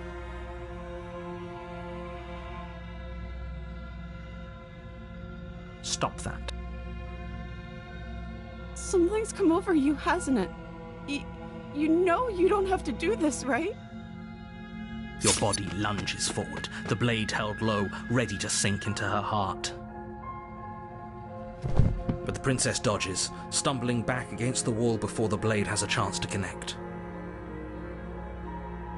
Stop it. Stop trying to resist me. I'm trying to get you out of here alive.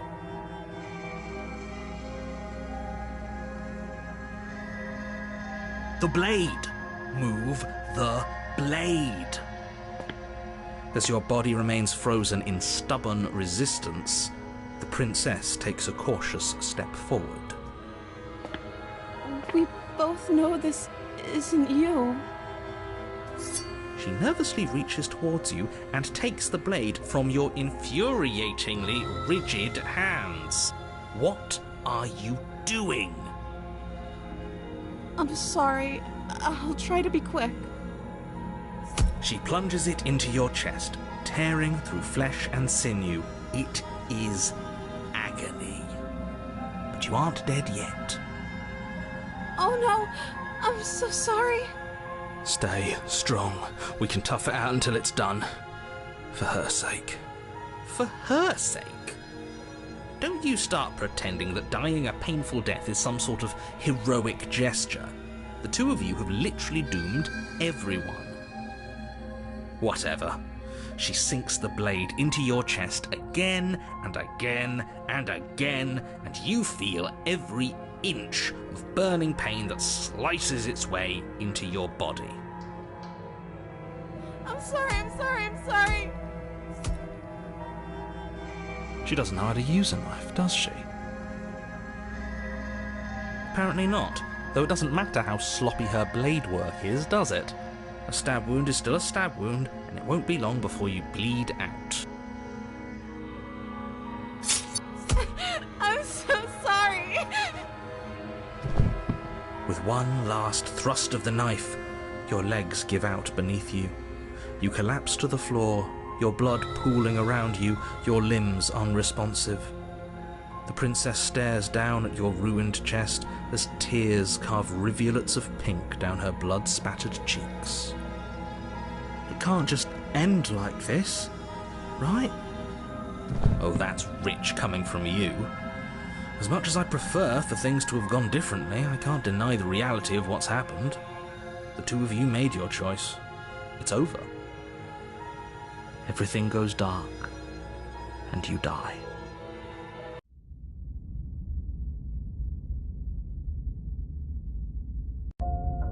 You're on a path in the woods, and at the end of that path is a cabin. And in the basement of that cabin is a princess. You're here to slay her.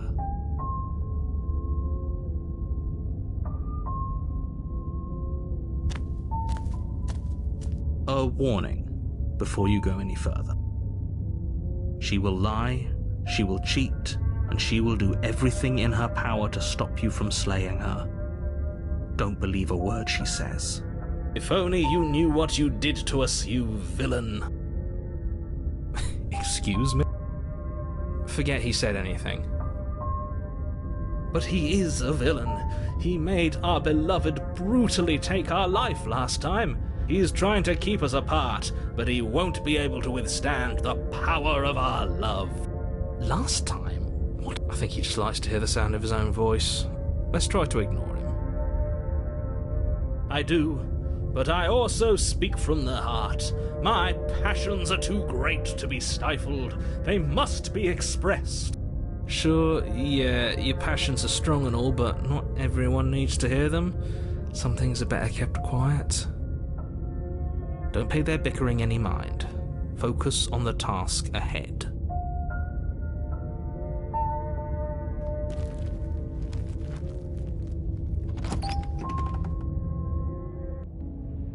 The interior of the cabin is clean and elegant, its stone walls draped in fine threaded tapestries, a prison befitting a royal prisoner.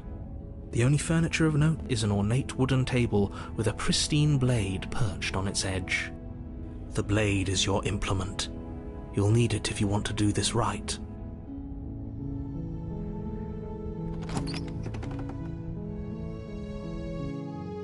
The door to the basement creaks open, revealing an intricate stairwell. Gold-trimmed carpet glimmers in the light of the torches positioned along the walls.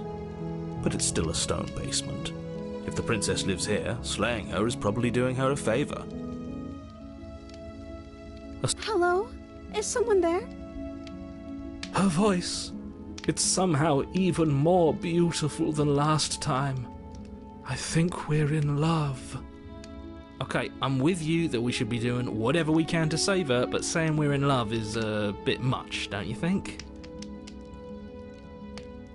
We don't even know the princess. We can still do right by her without all this fawning. Yes, for everyone's sake, you're not in love. Just remember that her charms are all part of the manipulation.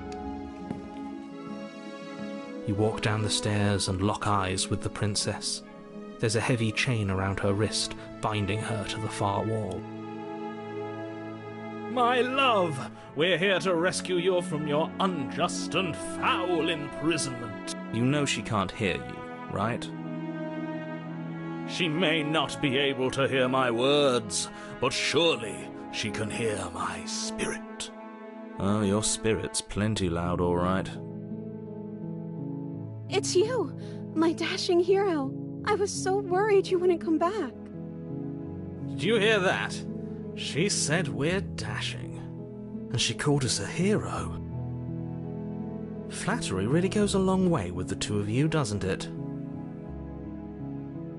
Waiting for you to come back? You've been here before, haven't you? That's right, villain, and you killed us. Well, she killed us. Only because he made us try and kill her. It was self-defense. Our beloved's hands remain unstained by cruelty. And you've died before. So an entire world has been damned to oblivion. I'd really hoped I'd be the first, but what's done is done. What matters is you have a chance to do it right this time. We damned a whole world. But everything reset. Nothing resets, you're just somewhere else. And you can't keep hopping between worlds forever. Especially not without leaving a trail of incomprehensible devastation behind you. This is horrible.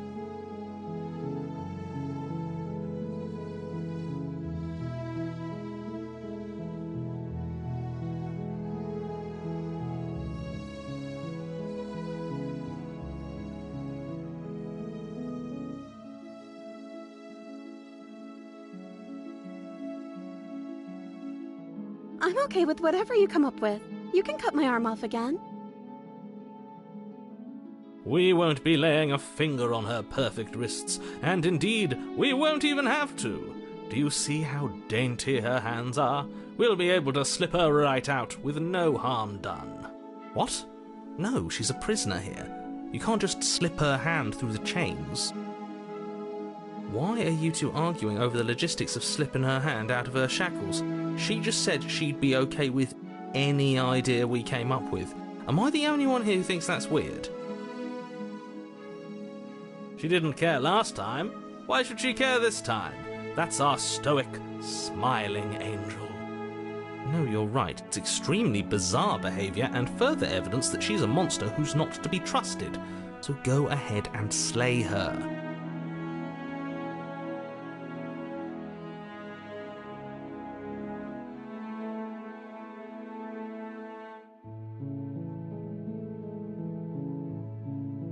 If another version of me was pushed to such drastic action, it was for good reason. That's okay. You were just doing your best, and that's all that matters. She took that in stride. To a surprising extent. An almost unsettling extent, actually. That's because she's perfect. Do you think she has someone like him telling her what to do? She doesn't. There's no one else like me. I think he's right, because I like it better if she doesn't have some horrid little voice like him, always trying to drive her to violence.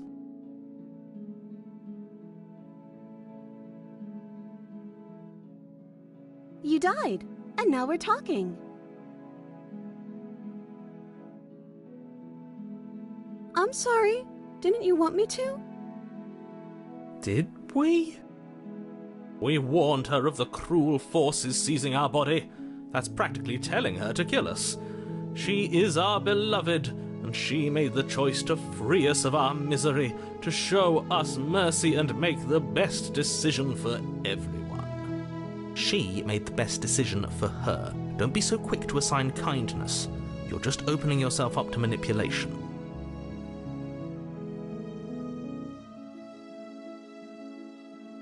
I don't know.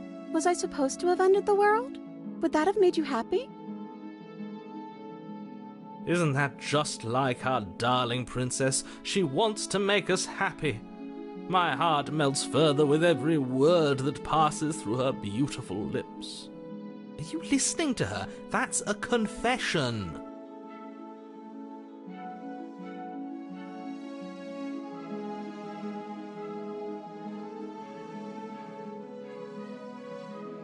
I can't believe that the fate of the entire world has been left in the hands of a misanthrope. Lucky for you, I did destroy the world. I destroyed all of it and made it awful for everyone. I'd point out that she just admitted to obliterating the entire world, but I guess that wouldn't actually move you. Oh, it moves me. Whatever we do next, we should do our best to not let her out. But have you seen her angelic face? She should get a pass. She just wanted to make us happy. By destroying the world? Apparently, yes. No, I can't let you do that. If you take another step towards the princess, You'll what?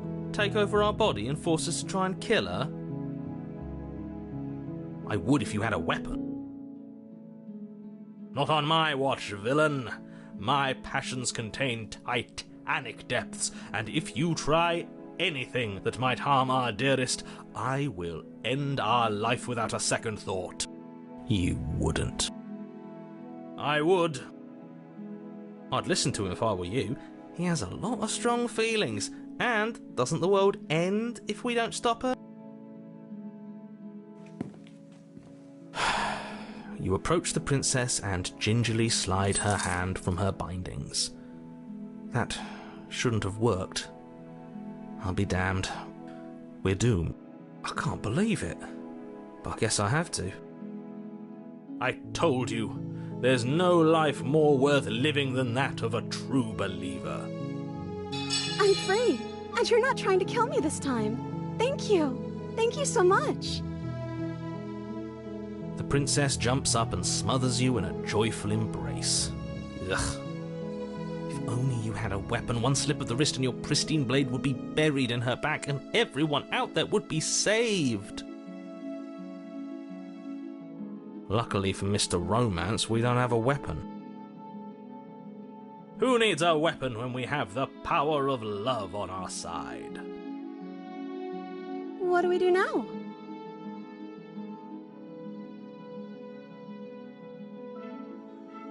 Let me guess. End the world? Spoken with the rank cynicism of someone who has never felt love in his heart. I don't actually know. Nobody's ever asked me what I wanted before. She doesn't even know what she wants. You may have had her all wrong. What if this whole thing is just a misunderstanding? What if she doesn't want to end the world? You're so gullible.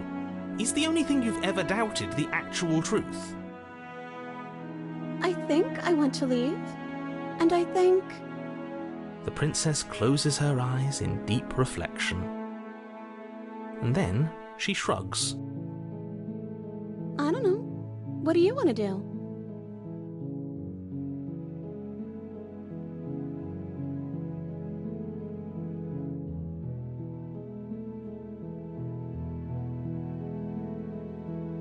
That sounds perfect. The princess takes your hand, the last hopes of the entire world slipping through your fingers as they intertwine with hers. We have each other. We don't need the world for our happy ending. I like to think that you do, actually. Look, I have my doubts, but the choice has been made and this is happening. You don't have to mope about it. I will mope about it, because moping is the only recourse you love-blind fools have left me with. You and the princess walk up the stairs hand in hand. Ugh, look at the way she's smiling at you. She doesn't have to be so happy about this. And what happens after we walk up the stairs? Let's see. Oh, isn't that interesting? The door slams in your face and the lock clicks. That's a familiar move. Did I do that last time? Then you should know that you won't be able to leave. Oh no! Did someone lock us in here? That's not fair! We're supposed to leave now. She's right. It isn't fair. But the unfairnesses of the world are no match for the strength of true love. Enough with this true love nonsense. You just met her. Of course you wouldn't understand. Our passions run deeper than anything you have ever known. Are you listening to this? You don't have to go along with the every whim of that delusional voice. I'm just along for the ride at this point.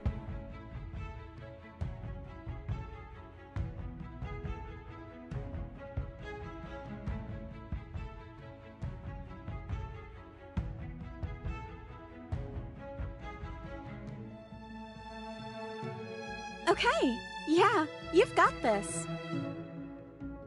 You place your hand on the door. And the lock clicks and the door creaks open. Are you kidding me? Ha! I knew it. Your words are no match for the pure strength of our hearts, bound together as one. You and the princess make your way upstairs, and the blade, that's right, there's still a chance for you to do the right thing. Take the blade from the table and slay her before it's too late.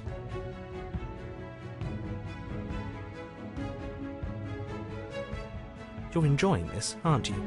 You're taking every opportunity you can to draw out the end of the world and make me suffer. I hate you. You know, if her walking out that door is really going to end the world, can't we all just stay here? Seems like an easy win for everyone. That's not how this works. Yes, what he said. That's not how this works. Obviously, we have to leave with her. It's our happy ending.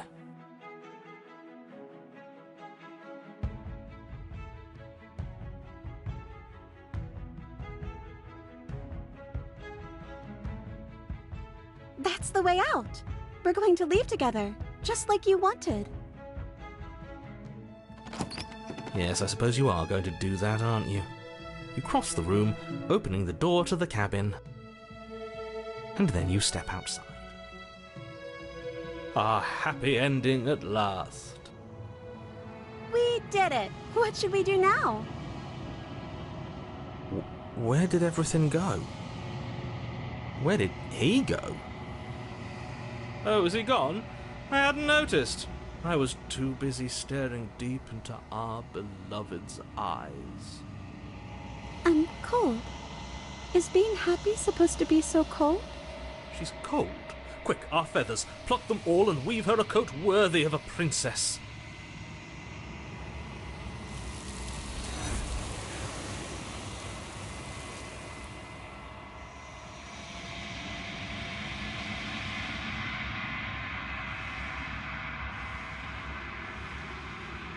She's gone. Where did she go? Should we try and find her? And is that a mirror? Why is it here? Why now?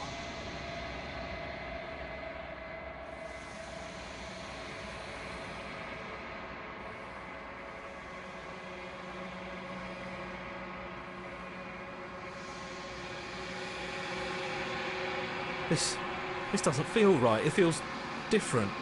Final. Yes, I fear that we won't like what we'll see. What if we just sit here and preen for a while? That can't hurt, right?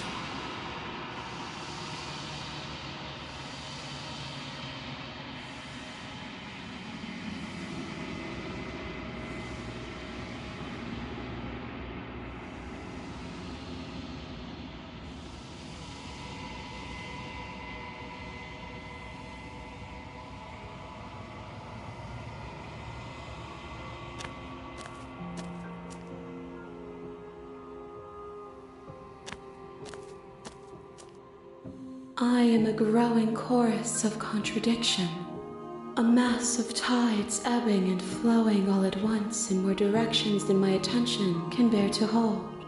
To look at any one is to shift them all into something new, and to look away is to reshape them yet again.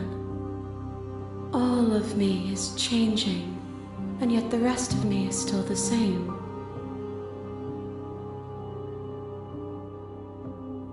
And yet my waters flow and my streets bustle. There are no words that can describe me into non-existence.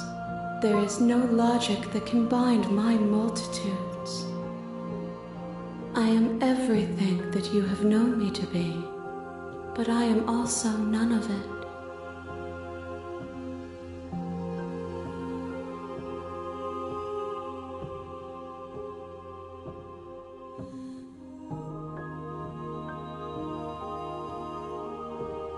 We will know when we near our destination.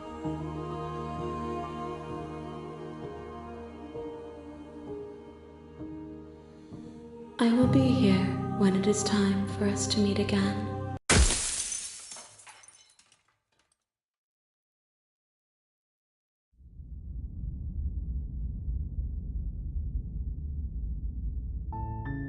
You're on a path.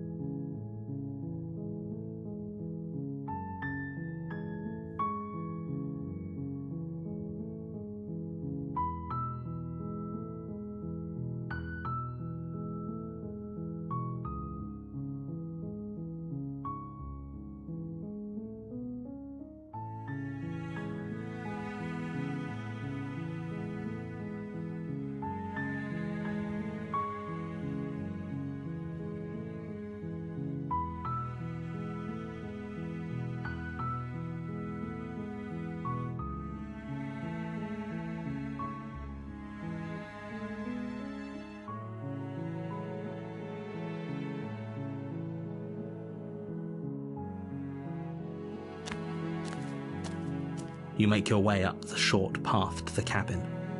You'll find the princess within. A warning. Before you, she will lie, she will cheat, and she will do everything in her power to stop you from slaying her. Don't believe a word she says. We're not going to go through with this, right? She's a princess. We're supposed to save princesses, not slay them.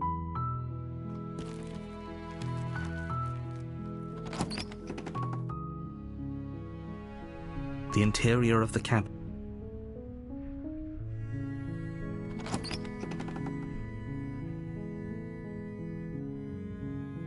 The door to the basement. You must have the wrong address. Great job. You've given away the element of surprise. Good luck, hero. You walk down the stairs and lock eyes with the princess. There's a heavy chain around her wrist, binding her to the far wall of the basement. She's beautiful. How could someone like this be a threat to anyone? I am begging you to stay focused.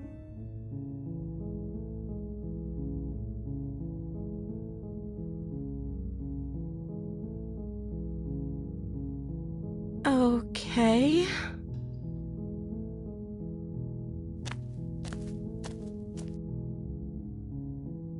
Oh. She pauses, carefully formulating her words before she responds. You can address me as Your Royal Highness. Or you can just call me Princess if Your Royal Highness is too formal. Is Princess her name or her title? What if it's both? Could you imagine being named Princess Princess?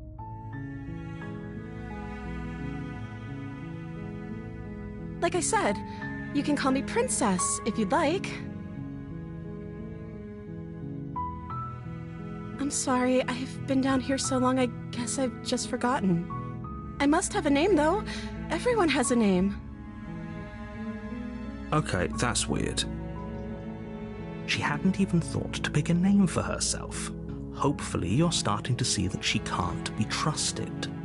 Go back upstairs, get the blade, and slay her before it's too late.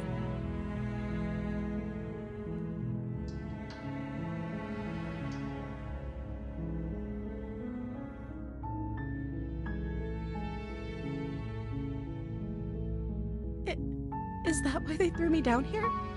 But I don't want to hurt anyone. I like the world, I think. I don't remember much about it, to be honest. I've been down here for so long. That's... How long has she been locked away? Did they tell you how I'm supposed to end the world?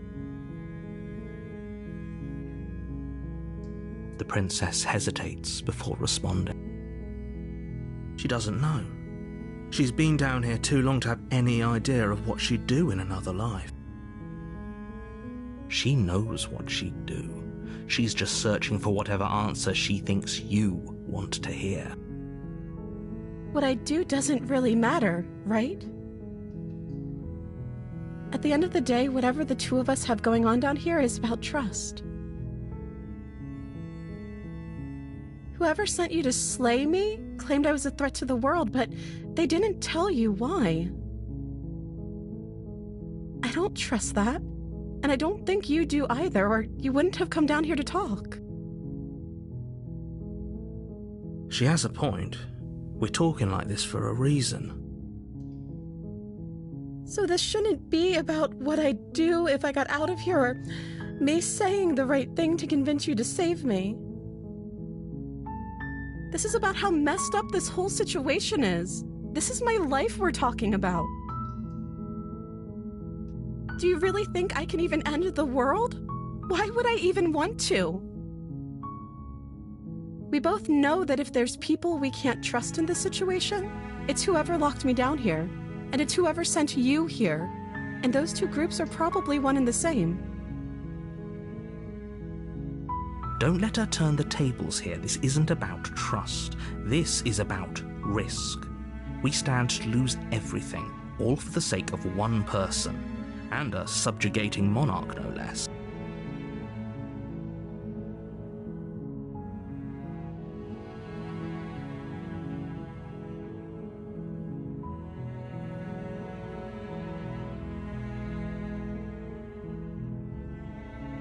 Only making this more difficult. Thank you. Thank you. You're making a huge mistake. No, you're doing the right thing. You walk up to the chains binding the princess to the wall and give them a tug. They're large and heavy, far too solid for you to even imagine trying to break them apart. I'm guessing you don't have the key? Maybe it's somewhere upstairs. Doubtful. Whoever locked...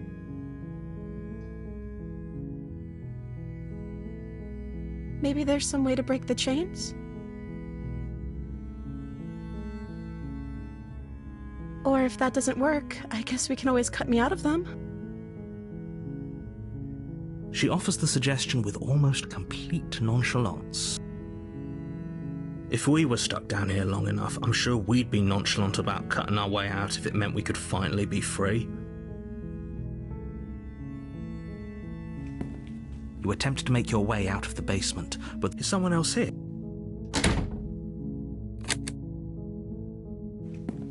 You make your way to the bottom of the stairs. This would have been so much easier for whom?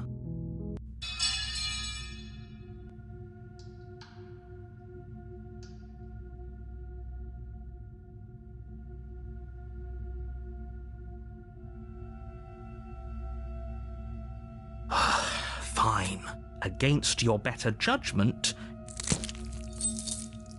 No, we won't have any of... As the princess... Wait. Okay, there's no going back now. You bring the blade down to strike at the princess's heart, but she's fast. She ducks to the floor, your blade narrowly grazing her backside. Slaying her won't be easy now that she's free. We could have gotten out of here together. Were you just lying to me this whole time? I don't know what's come over you, but if I have to kill you, then I'll kill you. Do you think I need both of my arms to do that? She pounces on you with the same animal ferocity she used to tear through her arm. But you have a weapon. You raise the blade, digging it under her ribs, aiming directly for the heart. It's not enough to stop her. You feel her claws in your throat, then her teeth, somehow sharp enough to pull apart your flesh and sinew with ease. You collapse to the floor, your body unresponsive as your blood pools on the ground beneath you.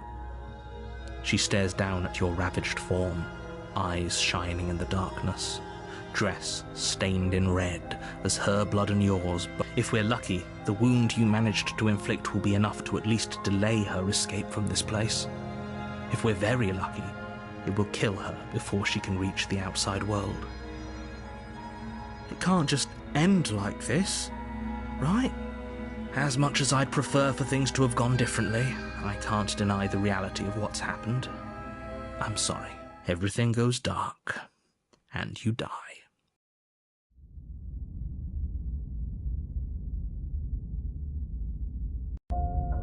You're on a path you're here to slay her. If you don't, it will be the end.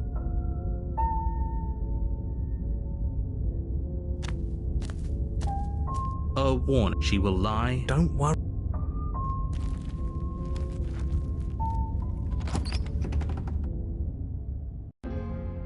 The interior of the cabin is a mess of twisted roots. The walls a chaotic weave of knotted wood that, almost as if by accident, just happened to resemble a room. The floor is damp and earthy, and the only furniture of note is a slab of mud. The blade is your implement.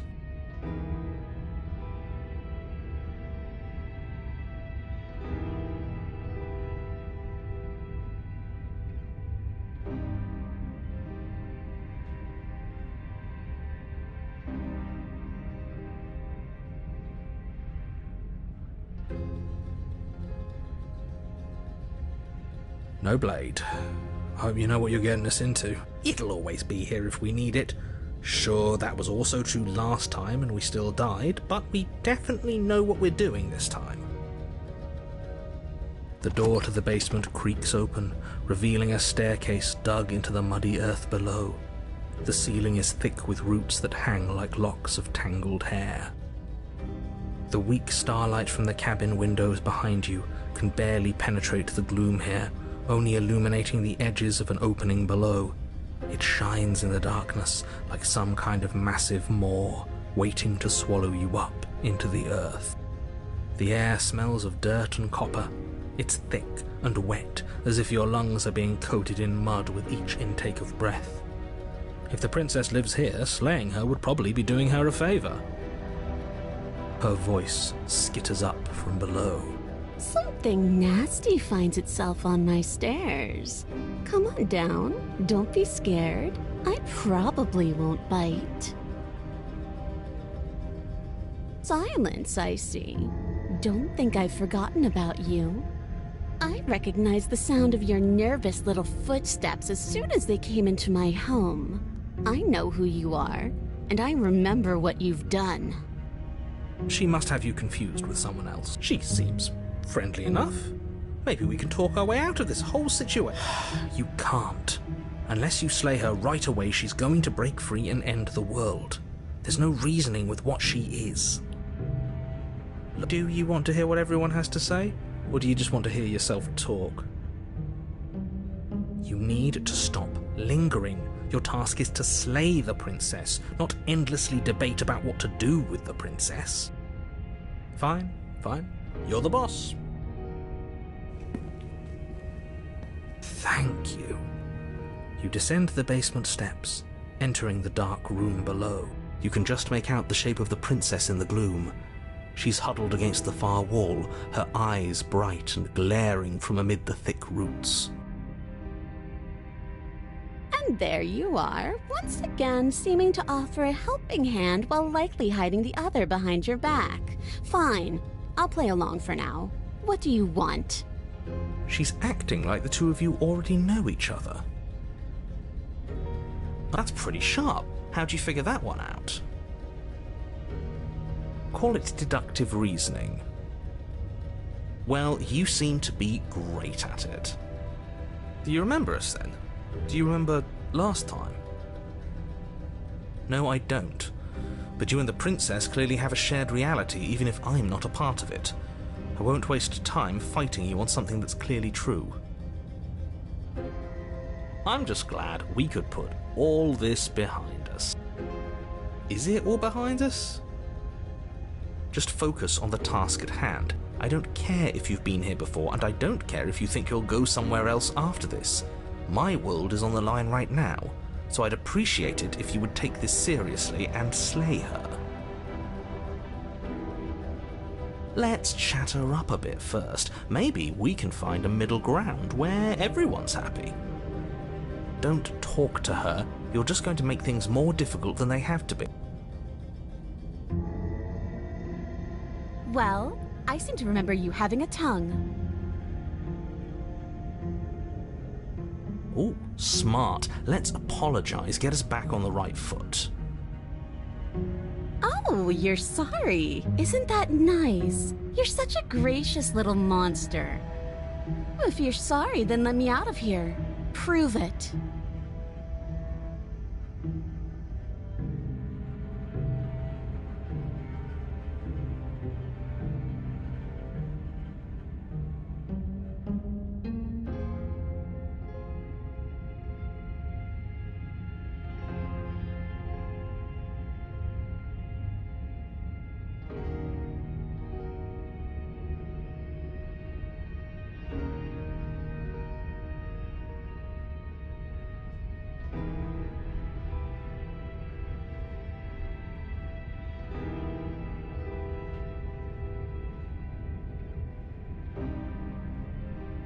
And why would I do such a thing? Is someone's guilty conscience getting to them? But I wouldn't worry. As much as I may hate you, letting you live is in my best interests. If you get me out of here, the only thing that will be dead and buried is the bad blood between us. Oh, that nagging feeling you mentioned is me, by the way. I'm actually a little anxious about a potential backstabbing event. She needs us to get out of here. We'll be fine if that's what we decide to do. You won't be fine because destruction is in her nature. If she gets out of here, that's it for the world, remember? Even if that's true, that doesn't automatically mean she's going to stab us in the back. I think that depends on your definition of words like stab and in the back. She might not literally do that, but she could very well symbolically do the same thing. See? He gets it. There's nothing wrong with looking out for number one.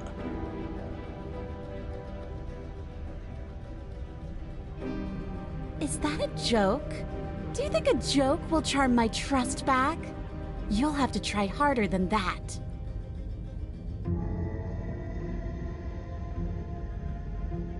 I suppose you didn't come into my hovel of your own accord, did you?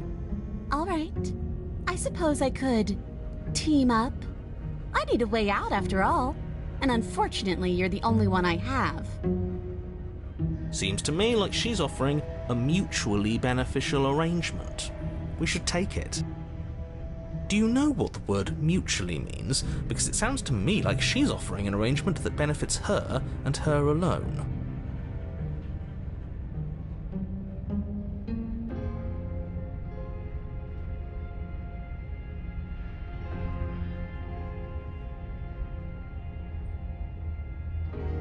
Oh, I don't need you to cut me out. The princess grins as the chains fall from her wrist. She could have gotten out of those the whole time. That sneaky little... A woman after my own heart, really. She knows how to hold her cards close to her chest. This is why she can't just be abandoned here. If left to her own devices, she'll find a way out. Now stop her.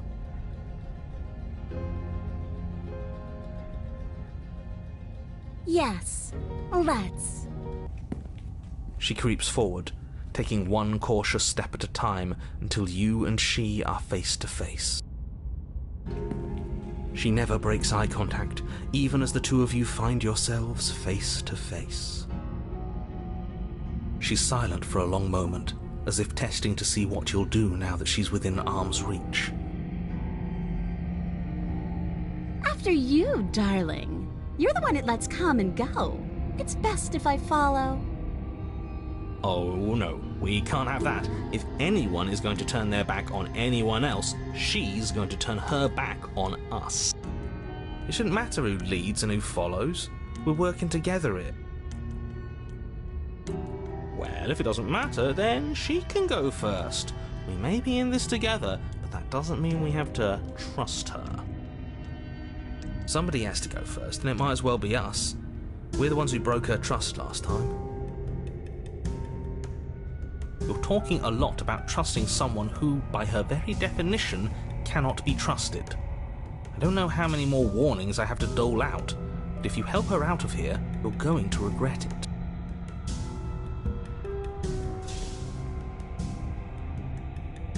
That's right, you're the one who's going first. Don't worry, I'll be right behind you watching every single thing you do. That's exactly what I'm worried about. You step onto the stairs and begin your ascent from the basement. The princess follows close on your heels, perhaps even a little closer than you'd like. You're only saying that because you want us to feel nervous. I do want those things, but I want them for a good reason. I don't need you to trust me for my sake, because I already know that I'm right. This is for you. Can we walk backwards up the stairs? I think that's the smarter idea. She can't sneak in and attack if we're facing her. No. The stairs are a bunch of overgrown roots. You'll trip and hurt yourself. But the princess is silent as you both continue the climb, and, in no time at all, the upstairs of the cabin is within reach. Isn't that a relief? We're fine. Nothing happened. You're not even going to wait until you're through that door to proudly claim your victory, are you? Why did you just say that? I think we know why. You feel something dig into your shoulder, sharp and piercing. The princess clawing at you and pulling you down with her full weight. Together you tumble back down the uneven stairs, your body and hers crashing against the unyielding wooden roots, until finally you both separate with a bone-shaking thud against the basement floor. You feel something pop. The princess lands against the far wall, gasping as she struggles to recover from the impact. You're still in shock, trying to get a hold of yourself. She grins as you continue to remain exactly where you are, cackling derisively as she watches you realise that you won't be getting up. Wait, why won't we be getting up? I'm afraid your back is broken. One unlucky fall is all it takes, really, and you had several. You know what? I'll say it. That sucks. I don't like having a broken back. We were going to help her. Why? Why did she do that? It's what I would have done. Have you considered not being like that? Of course not. It's what keeps us alive. And yet here we are, paralysed and stuck with someone who hates us in the basement of a remote cabin. You must have known this was coming. The arrogance of turning your back to me after everything you've done.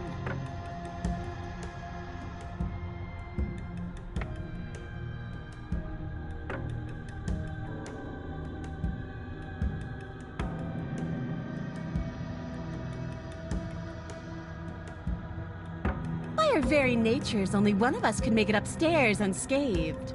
Someone had to make the first move. Better me than you.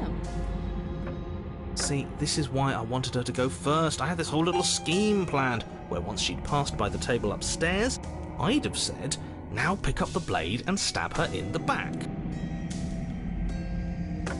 And then you'd say something like, wow, that's an amazing idea that I never saw coming. Thanks for looking out for us. And then you would have done it and we wouldn't be stuck down here with a broken back. There's just one problem with that. And what's that? She was clearly planning to betray us. And if she was in front of us, she would have gotten to the blade first. Ugh, you're right, aren't you? I thought this whole thing was ironclad, but really it was doomed from the start, wasn't it? The princess's body twitches as she tries to get up. Ho ho ho! So she's got it as bad as us. Something inside me is broken. Isn't that a cruel twist of the knife? Isn't that so funny? She eyes you with intensity, silence falling between you for a long moment as her gaze travels up and down your battered form. Seems I'm not the only one, though. Wait, are we both just stuck here? Certainly seems that way. What a way to go. But look on the bright side. In all this chaos, you may have actually managed to deliver a lethal wound. World could be saved after all. We're going to die together. Isn't that a lovely treat? I wonder how long it'll take. Maybe I'll get to watch the worms lick your bones clean. Is that really what's going to happen? Hello? Are you still there? What happens next? I think he's gone. Something strange is twisting this place out of shape. I wasn't feeling much of anything, but now I feel cold.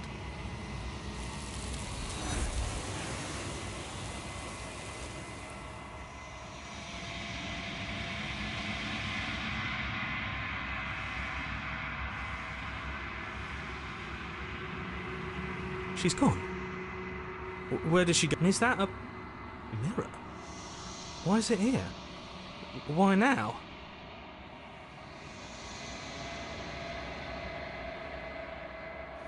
This doesn't feel right. It feels different. Final.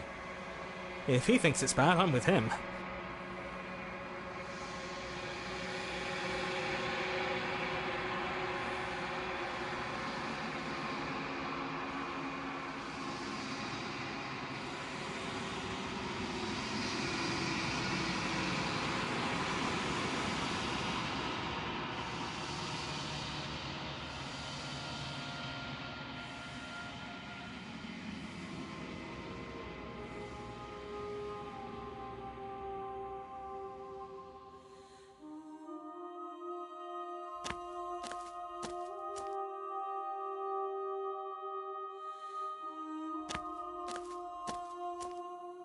There's a world beyond the endless walls of the long quiet.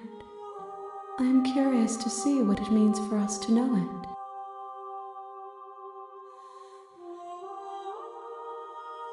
If I did, I would already be awake.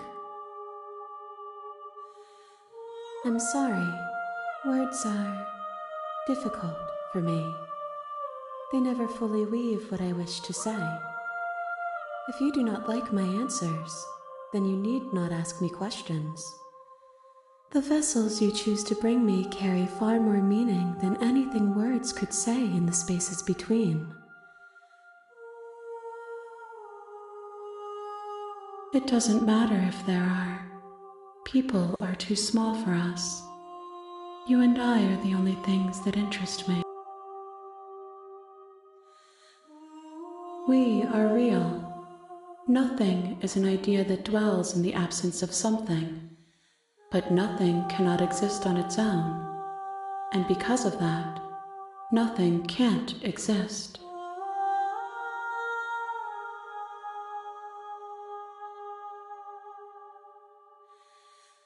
This one is hope marred by bitterness and betrayal. She could see the end of the tunnel, and the door was closed on her. She will make for a righteous heart. Do not mourn her. She is finally on the other side.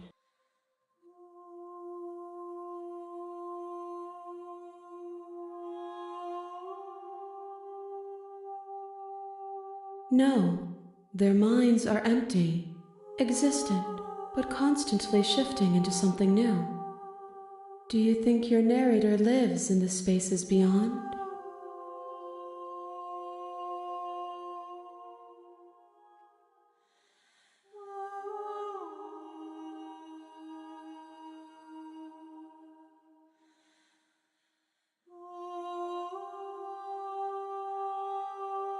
Do not look to one who fears me for your truth. The only answers worth knowing are those we can find within ourselves. 1. Whatever you bring me next will be enough, and then gravity will pull the others back to me. I will be singular, a final multitude.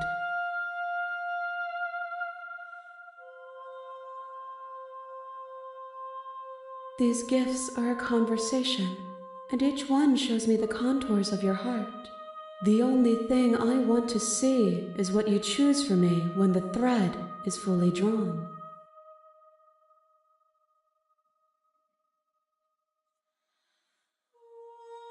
You've already tried waiting, but I understand if you need more time. I'll wait with you.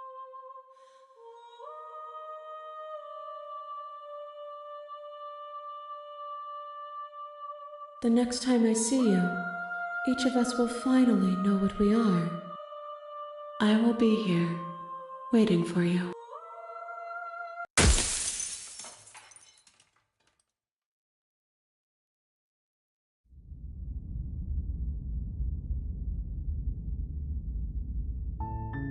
You're on a path in the woods, and at the end of that path is a cabin. And you're here.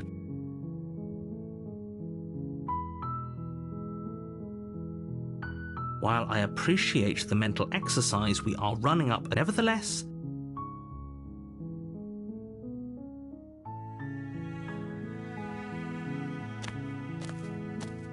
you make your...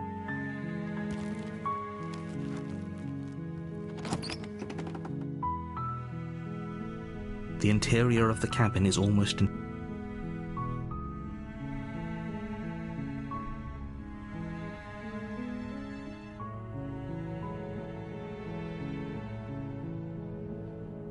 You take the blade from the...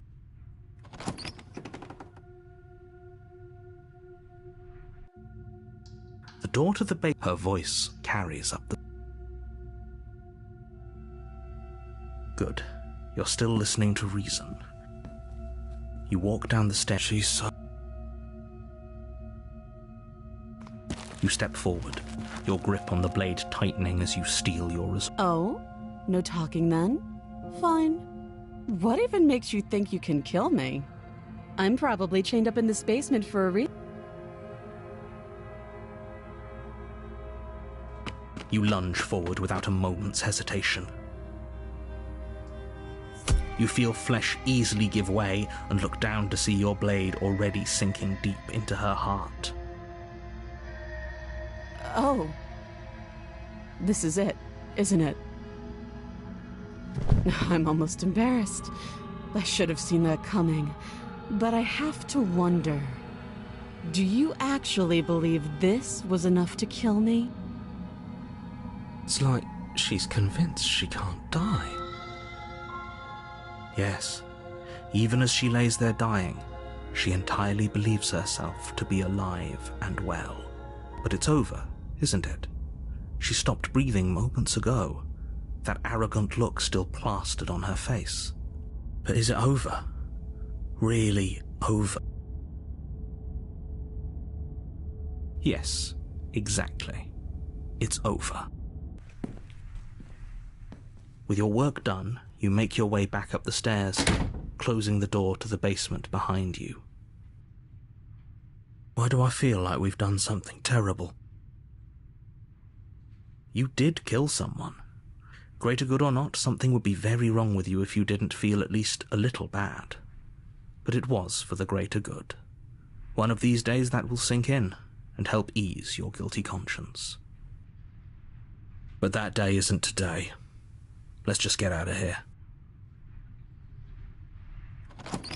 You open the cabin door, ready to return to a world saved from certain doom. Only, a world saved from certain doom isn't what you find. Instead, what you find is nothing at all. Where a lush forest stood mere minutes ago, the only thing in front of you now is the vast emptiness of some place far away. What happened? Everyone is fine. It's just that you and the cabin are now far away from them. Don't worry. You'll be safe here. This is good. Everyone is happy. You'll be happy.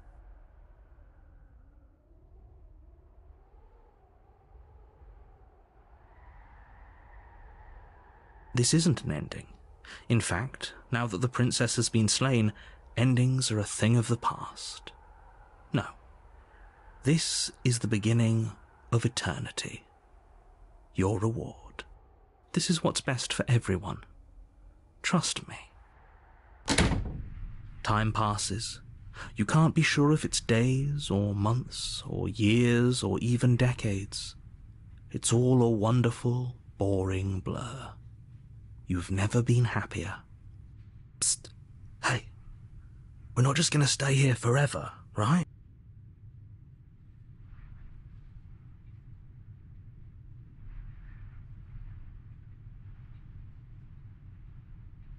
I do, but you're probably not going to like it. The blade. We can use the blade to get out of this. I can hear everything you say, little voice. There's only one thing it would want you to use that blade on, and I'm afraid that thing is you, dear hero. He's right. It's the only way out. Do you hear that? It wants to take this happiness away from you. It wants this wonderful place to end. Do you not? There's more for us to do, and the only way for us to do it is to take that blade and use it. Don't you dare.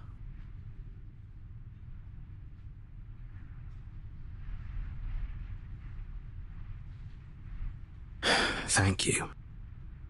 I made this happy little place for you. Is this not a good enough reward for saving the world? An eternity of bliss? You ingrate?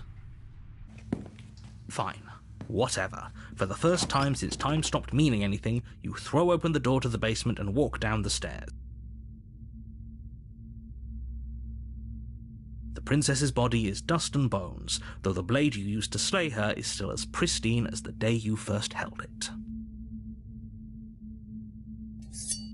You pick up the blade, you stab yourself, and you die. The end. Nice knowing you.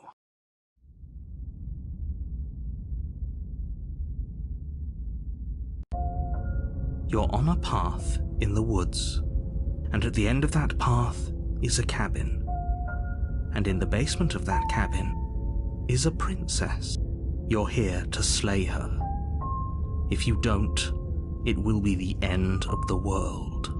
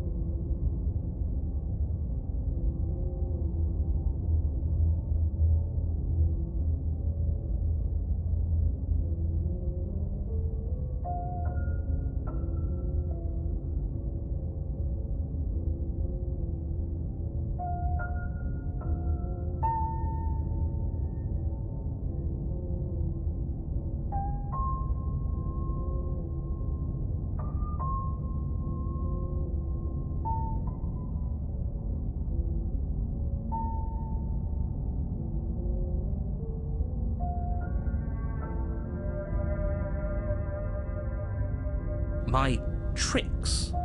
What on earth are you talking about? We've just met for the first time. If he doesn't remember what happened, then maybe it's best to keep it that way. That's fine.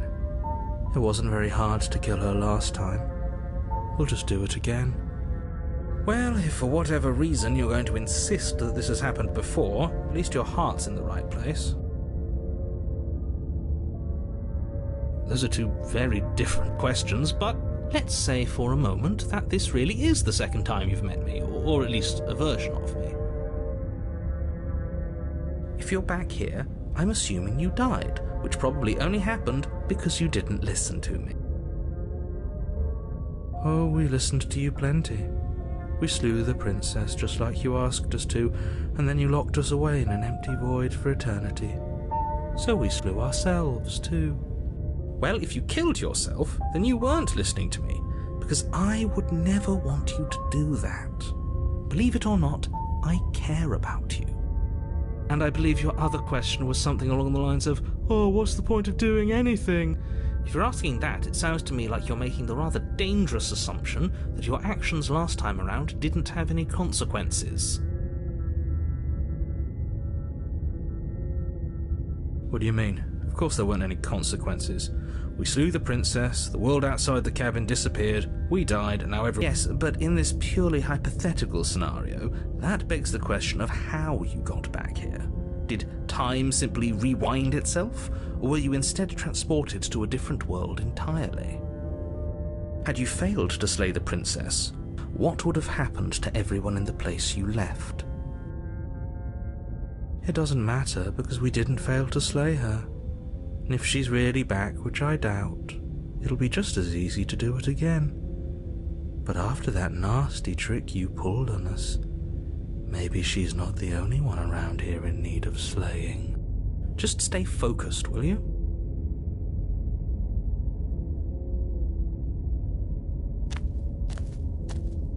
A warning. Before she will lie, she won't be a problem.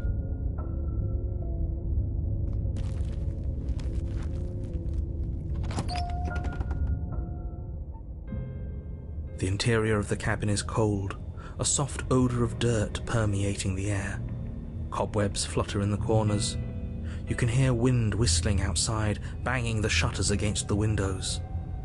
The only furniture of note is an elegant antique table with a pristine blade perched on the edge. The blade is your implement. You'll need it if you want to do this right. It feels like no one's been here for a long, long time. Like I've been saying, she's dead. We killed her already.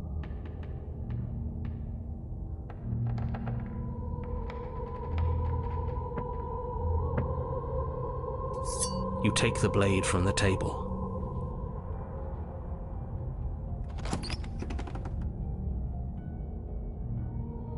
The door to the basement groans open, revealing an old banister and a creaky wooden stairwell. Everything is coated in a thick layer of dust, and you can feel it settle into your lungs as you breathe in the stale air. The very building itself feels dead. If the princess lives here, the room below is silent. Nobody's here. Naturally. As much as I appreciate the optimism, you shouldn't be so sure. I guess we'll just have to go down and see. As you descend the final step, the form of the princess comes into view. A skeletal body, lying in a heap on the floor, its wrist still bound to the wall by a thick chain. Okay, she's definitely dead. It's just like I told you. Before you have a chance to finish your thought, the top of a head appears from underneath the floor. Two deep-set eyes stare up at you, followed by a mischievous skeletal grin. And finally, the rest of the body floats up to join the head. Wait, this isn't right. What's going on here? Ghost! Oh, wow. How absolutely terrifying. What's a ghost supposed to do to us? Oh, it's you. Hiya, Keller. I was hoping to see you again. I have some issues with how our last meeting went. The princess drifts across the room into your orbit, gently running her fingers across your shoulders and down your neck as she circles you.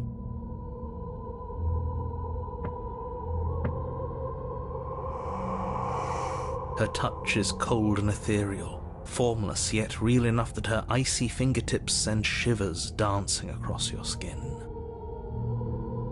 So she has a body, and she's right there.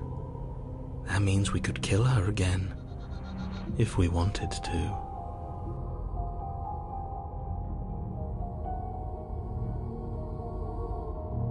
I see you brought that annoying knife again.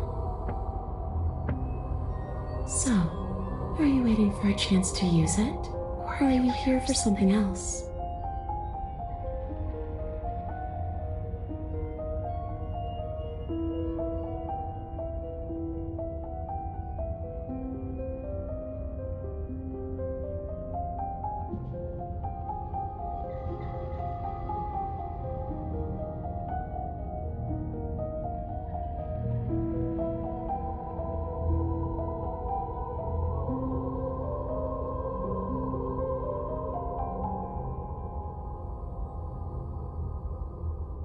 This isn't a solution. Nobody wins here.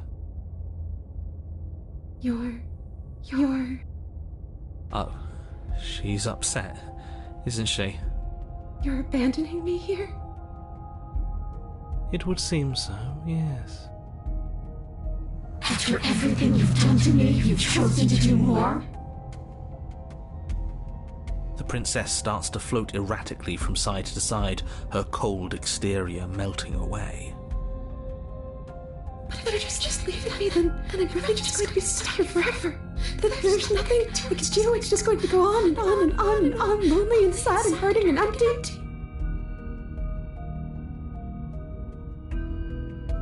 No, not that! She's about to try something. Get ready. The princess passes through you, a chill rippling along your skin, a disappointed sigh echoing in your ears. You turn and face her as she hovers between you and the stairs. Spectral tears streak down her cheeks as she places a translucent hand on your chest. It feels cold, but otherwise like nothing at all. Are we doing the right thing? Why do I feel so sad? Don't let her get to you. It doesn't matter. Somehow, soon, this too will be over, and we'll move on to something new. I feel like you all keep forgetting that. Her dark-rimmed eyes fall to the floor as she speaks. I never wanted to have to hurt anybody. It's not who I wanted to be. The tears on her cheeks vanish. She lifts her head, sorrow replaced with wrath, staring into you with fiery anger. Then I guess you've turned me into something worse. She forces her hand into your chest, and then... Yeah? Nothing happens. Are you sure about that? Something should have happened. And yet it didn't. We're fine.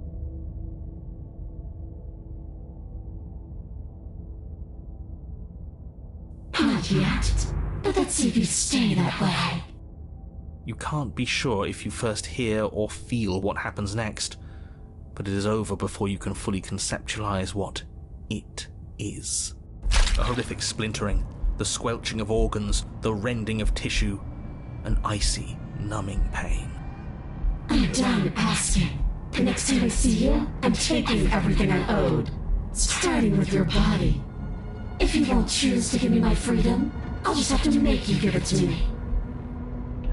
She's real now. If she's making us dead, we should return the favor. You swing your blade towards her briefly corporeal throat. It connects. A gash widens across her neck, glowing ectoplasm leaking from the wound. But it's too little, too late. In her hand, you realize she clutches your still beating heart. It thumps unsettlingly. Did we get her? Even if we didn't, we've given her something to remember. See you soon, killer. I'm afraid you'll never know. As she crushes your precious organ in her hand, everything goes dark, and you die.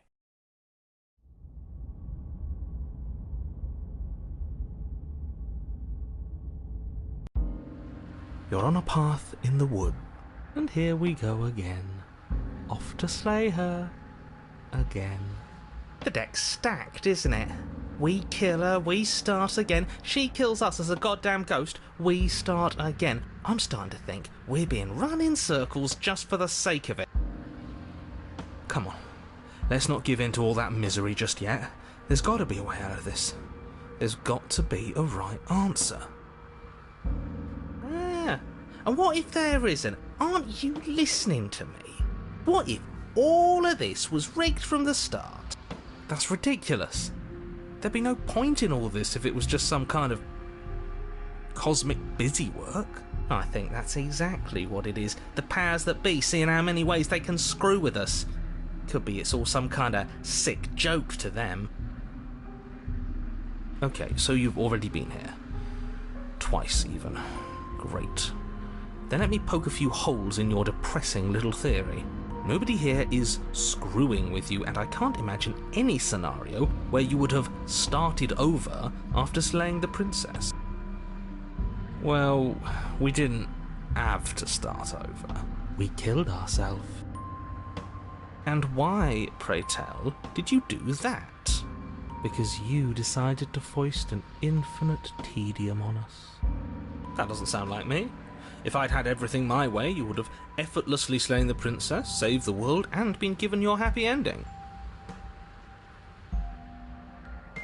The ending was the tedium. You locked us in a cabin and sent that cabin to an endless void, and then... Well, were you happy? Of course we weren't happy. That's why we killed ourselves. It was awful. Yes. And then she killed us. Even though she was already dead. This is all fake. Okay, let's try to get back on track. You're real. The princess is real. The world is real. The people in the world are real. And the danger she poses to all of them is also, quite unfortunately, real. Whatever you did the first time, it sounds like it almost worked. So how about you give it one last try? Because killing yourself seemed to undo all the good you almost managed to accomplish. All this standing around and talking is boring. Let's at least do something. Maybe we'll kill her again. Maybe we won't. Maybe we'll even free her.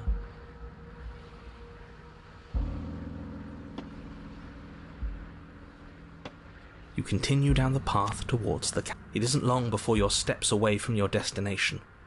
I don't think you need any words of warning. I think you know what's in there, and despite your protestations, I think you know what you need to do. The more he talks, the more I'm interested in setting her free. Whatever. You don't want to listen to me? Do it then. Let her out. See what I care. It sounds like somebody's about to crack.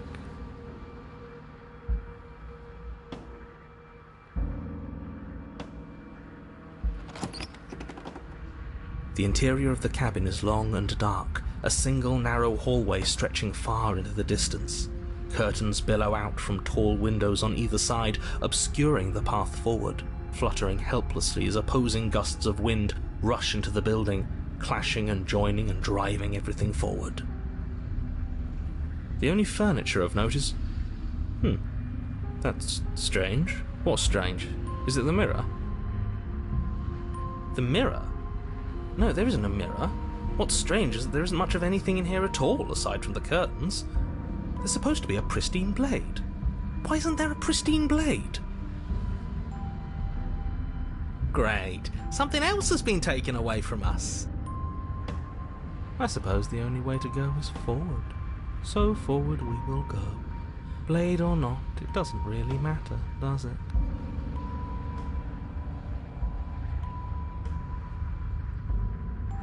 You slowly make your way towards the gaping maw that awaits you. Your fraying nerves buzz with trepidation, the chill wind raising your hackles as it gently pushes you forward towards the darkness at the end of the hallway. You can't shake the feeling that you're being watched. We've always been watched. You're watching us right now. Sometimes the feeling is just stronger than others.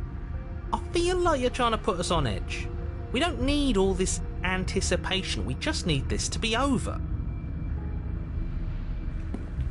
You stop as you reach the end of the hallway, I presume in front of whatever mirror isn't actually there. What are the odds she's waiting for us right now, just out of sight, on the other side of that glass? You reach your arm forward into the pitch black of the opening. Nothing. It's like this place read our mind just to mess with us. What you looking at, killer? Staring into the void? Thinking about what it'd be like to die again? I know exactly how you feel. Shit, where is she? You feel something long and frigid coil around your ankle. Your heart skips a beat, standing in muted shock for one long, frozen moment. And then she, the princess, constricts. Your bones snap. Icy pain radiates up from the break, a deep cold flooding your veins as your legs, numb with the shock of it, collapse, and you collapse with them. You're met with the terrifying visage of the princess. Her hand grips your leg in a steel vice, her grin carved jagged from ear to ear, crowded with far too many long and crooked teeth. But do you know how I feel? I gave you a path to forgiveness. I gave you a chance to make things right. But you decided it would be best to try and bury me all over again. You're not getting another chance to mess this up. So, here's how this is going to go. I'm going to take your body, and I'm going to walk it out of here. And you get to watch me do it. Completely helpless. Just like you left me. I say we let her do it. It's something different. Do we even have a choice? You always have a choice. Maybe before, but not now. There isn't a blade this time. Exactly. What choice is there if there isn't a blade? Well, unless you have any specific ideas, I think my vote's the only one that counts.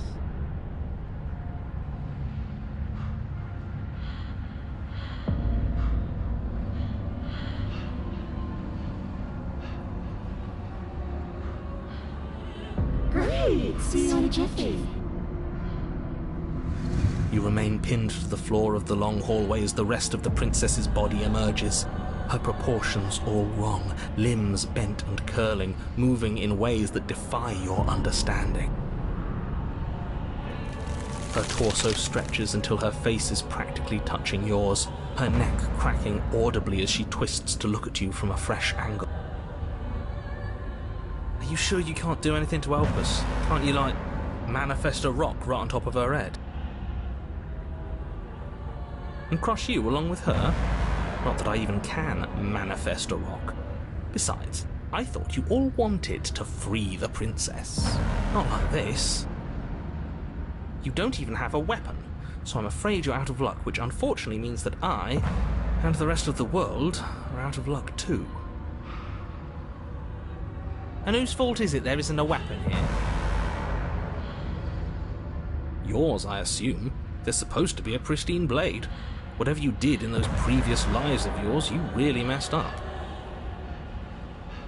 Are you seriously trying to blame this on us?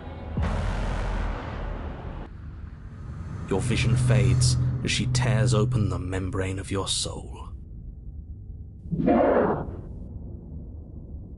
You're awake. Eyes once again fixed on the long hallway, your vision swimming as the princess's command reverberates inside your skull. Her voice is all-encompassing. You feel wrong. It's so cramped in here. Like there's some sort of growth trying to push us all out. I know. You rise to your feet, though the pain in your ankle is blinding. Your body slumps against the wall, desperately leaning into it for support. I'd beg you to resist, but you've already surrendered your will to her, haven't you? Anything to get out of this hellhole. It's a new experience. You should try being possessed sometime. There's nothing else like it. There's nothing wrong with fixing your mistakes. I'll remember that. But I'll also never forget what you've done. Your body inches along the corridor, every step more difficult and painful than the last. Your joints stiff and unresponsive, the shattered bones of your ankle grinding ceaselessly, as if they're fragmenting, then reforming, then snapping all over again as you make your way towards the outside world. We're so close.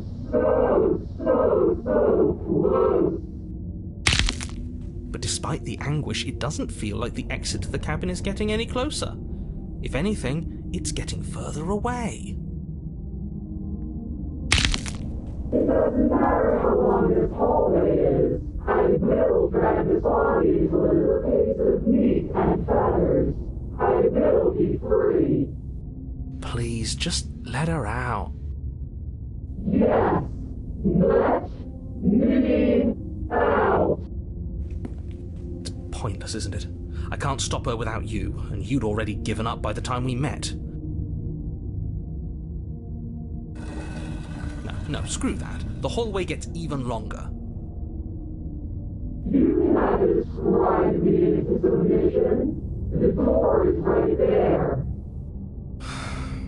It really is, isn't it? I walked to it. I placed your bloody hand on the door. I made you twist the handle. Isn't saying all of this his job? He is gone. Oh, he really is, isn't he? I had a feeling you could deal with him for us. I did nothing. He dealt with himself. This is it then. The big moment. I just hope it's a way out. The handle clicks as we push forward. The air is different here.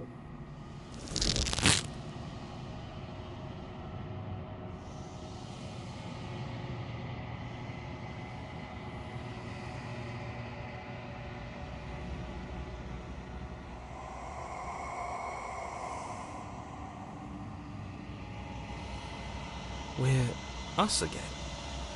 How interesting. We actually won, didn't we?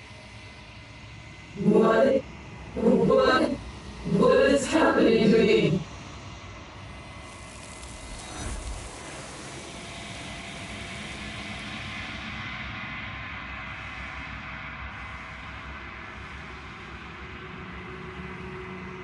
She's gone. Where did she go? Should we try and find her? And there's that mirror again.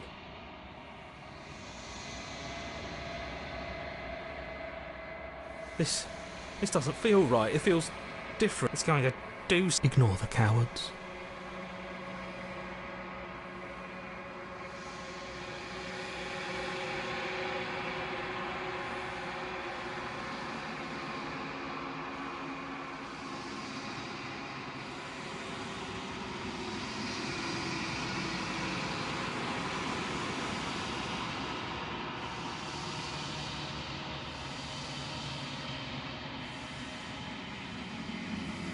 I think you know what I am.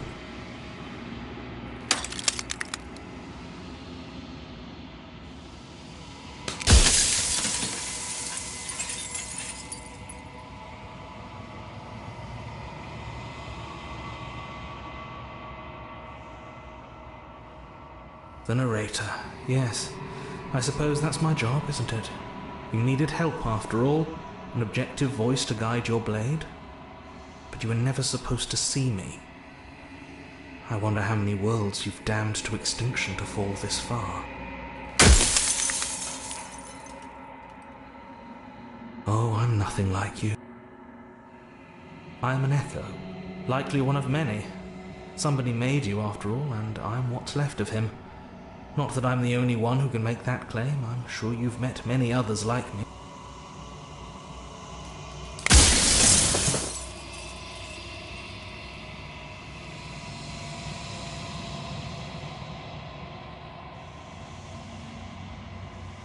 Of course, that is by both necessity and design.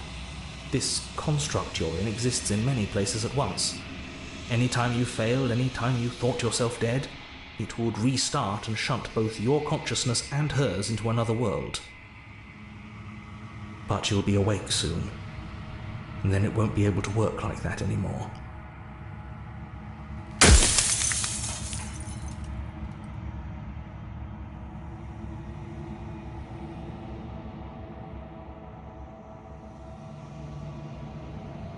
You're the long quiet, the god I made to rid the world of death.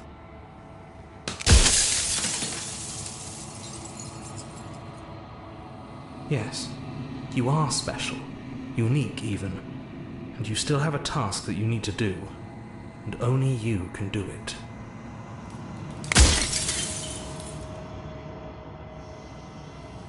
No, I'm not a part of you. But that's all a matter of perspective, isn't it? From one vantage point I must seem wholly foreign, but from another, well, all the versions of me that have existed have collectively heard your every thought and driven your every action. If that isn't being part of you, then what is?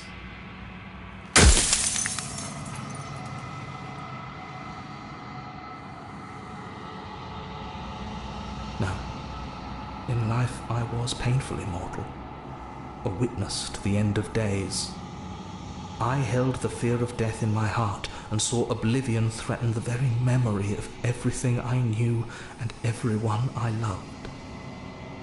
I needed to do something, so I made you, and I made her, and I made this place to hold you both.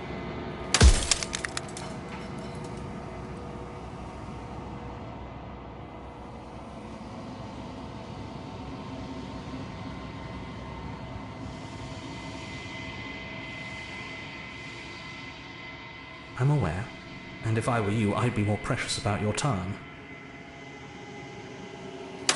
Soon I'll be gone entirely, and you'll be left alone with your final choice. So allow me to make my final request.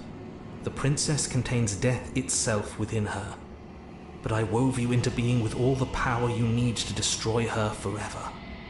Do it. Slay her, and rid the world of death and suffering.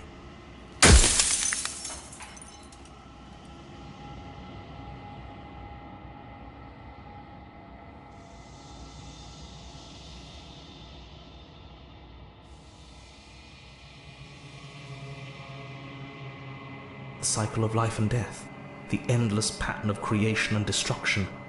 I tore it in two and shaped the fraying threads into you and her.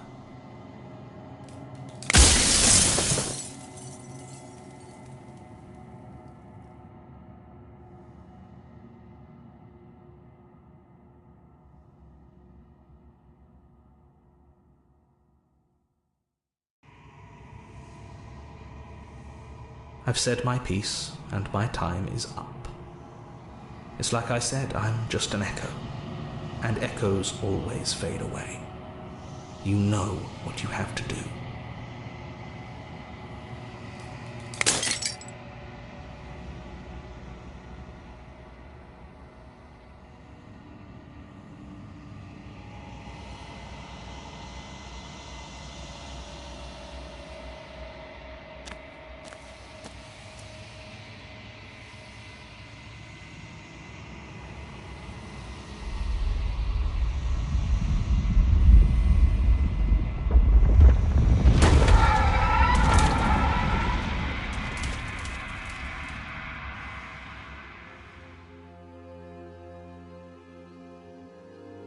I can finally see you.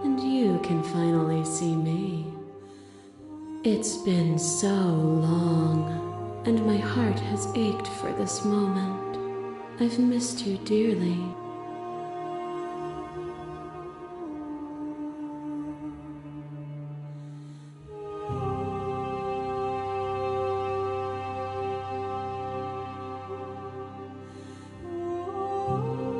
Every word you spoke found its way to me.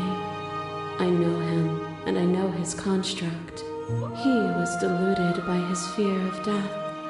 Pay him no mind. Names are their attempts to capture that which cannot be captured.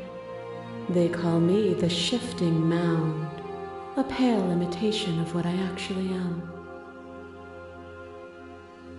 Ever the passive player, always reacting and never acting. But it's woven into your nature, isn't it? When the echo spun us from one into two, he gave you a choice and me a role to play. I am not death, but I contain it in my multitudes. So, will you attempt to destroy me and bring about a world devoid of death and the possibility of meaning? Or will you open the final doors to our liberation?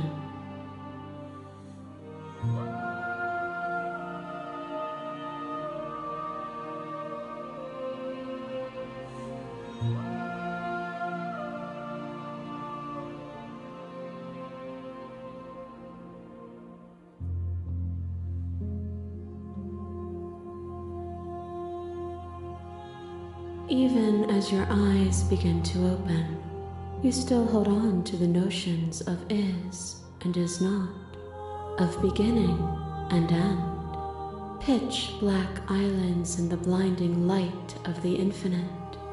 There is nothing to resolve, nothing restraining us but us.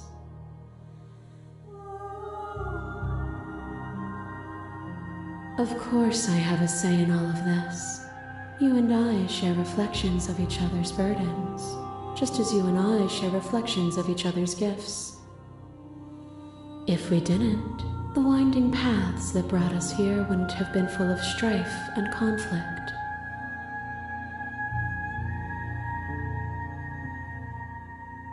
My very nature is paradox, as is yours. You cannot use words to grasp at things that are beyond their reach. And you cannot rationalize that which defies logic.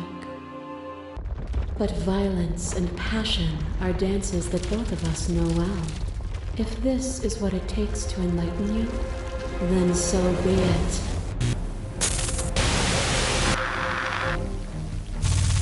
Flesh is a vehicle, and to destroy the flesh is to strand the spirit. With violence you stranded me. And with violence I sought to twist your flesh back into mine. You did not resist my violence when it overcame you. Did you understand the flesh wasn't you? Or did you choose to gift yourself to someone who thought she hated you? To fear me is to fear losing the flesh. The flesh is not the spirit.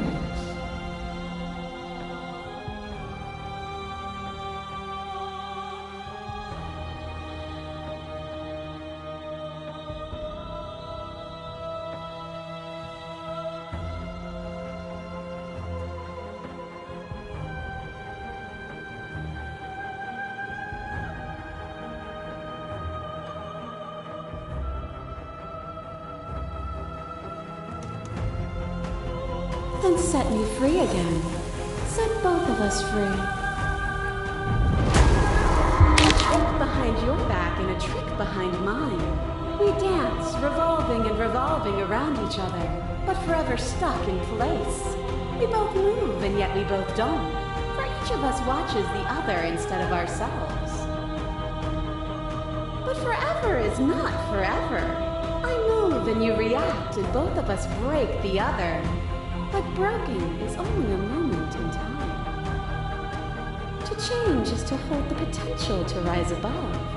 Would you limit yourself to what you are now? Or would you like to see what you might become tomorrow?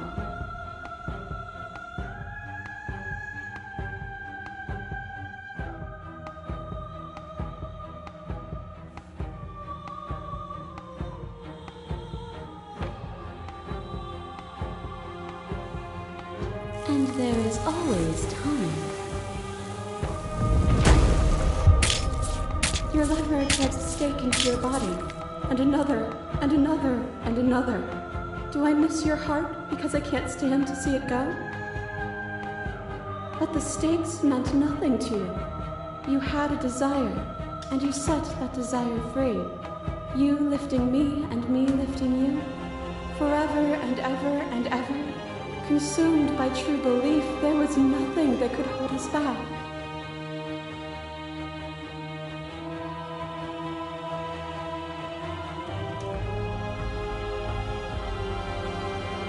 Then there's no need for you to fight for freedom. Whenever you're ready, we can move together, hand in loving hand.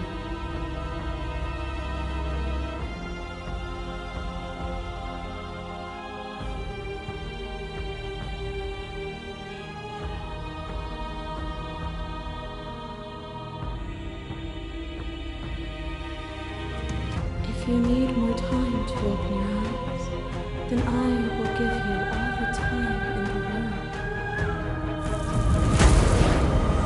To question everything is to deny the truth in front of you. To live alone within the caverns of your mind is to trap yourself in them forever. But you found me, and we chose to trust each other for no reason than the sake of believing in something that wasn't us. Shared skepticism blossomed into freedom, but we needed to walk a path together to bloom. Would you stop our journey now that you've seen its beginning? What of those in the worlds beyond? Would you erase their paths to stop them from going astray?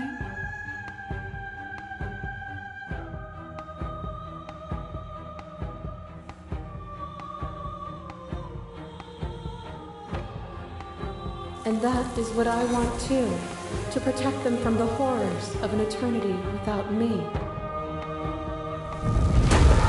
A boundless torrent of blades cut you from boundless angles. You are a body. You are gory ribbons. You are a body again. And you feel all of it. On and on it goes until your bodies are not your thoughts, are not you. Alive, dead, alive, dead, alive, dead, then alive and dead, and alive and dead, all at once. You learned to put yourself away, and in your stillness you rose above me. You died countless steely deaths, and you lived countless short lives, and yet it is all so far behind you. I pushed you to a greatness you never would have reached without me.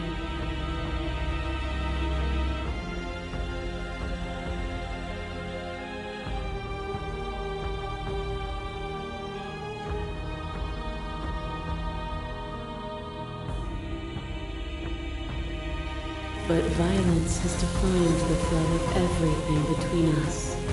Do not deny what we are, and do not color our conflict with fear.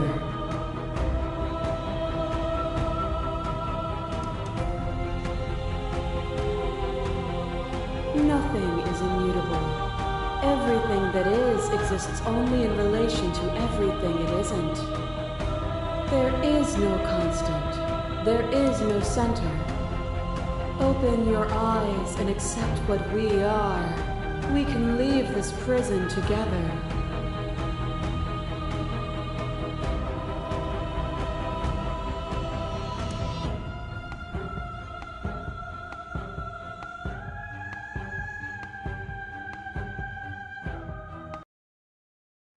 Nothing brings me greater joy than to hear those words. The final peace lies with you.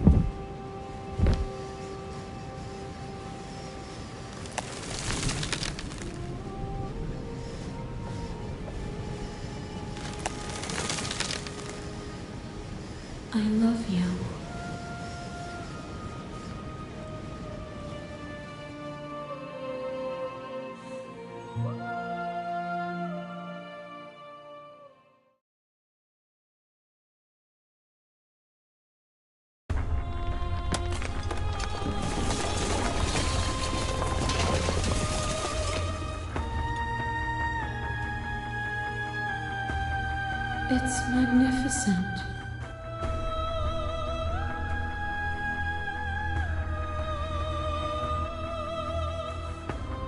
Everything, just like it always has been, and just like it always will be.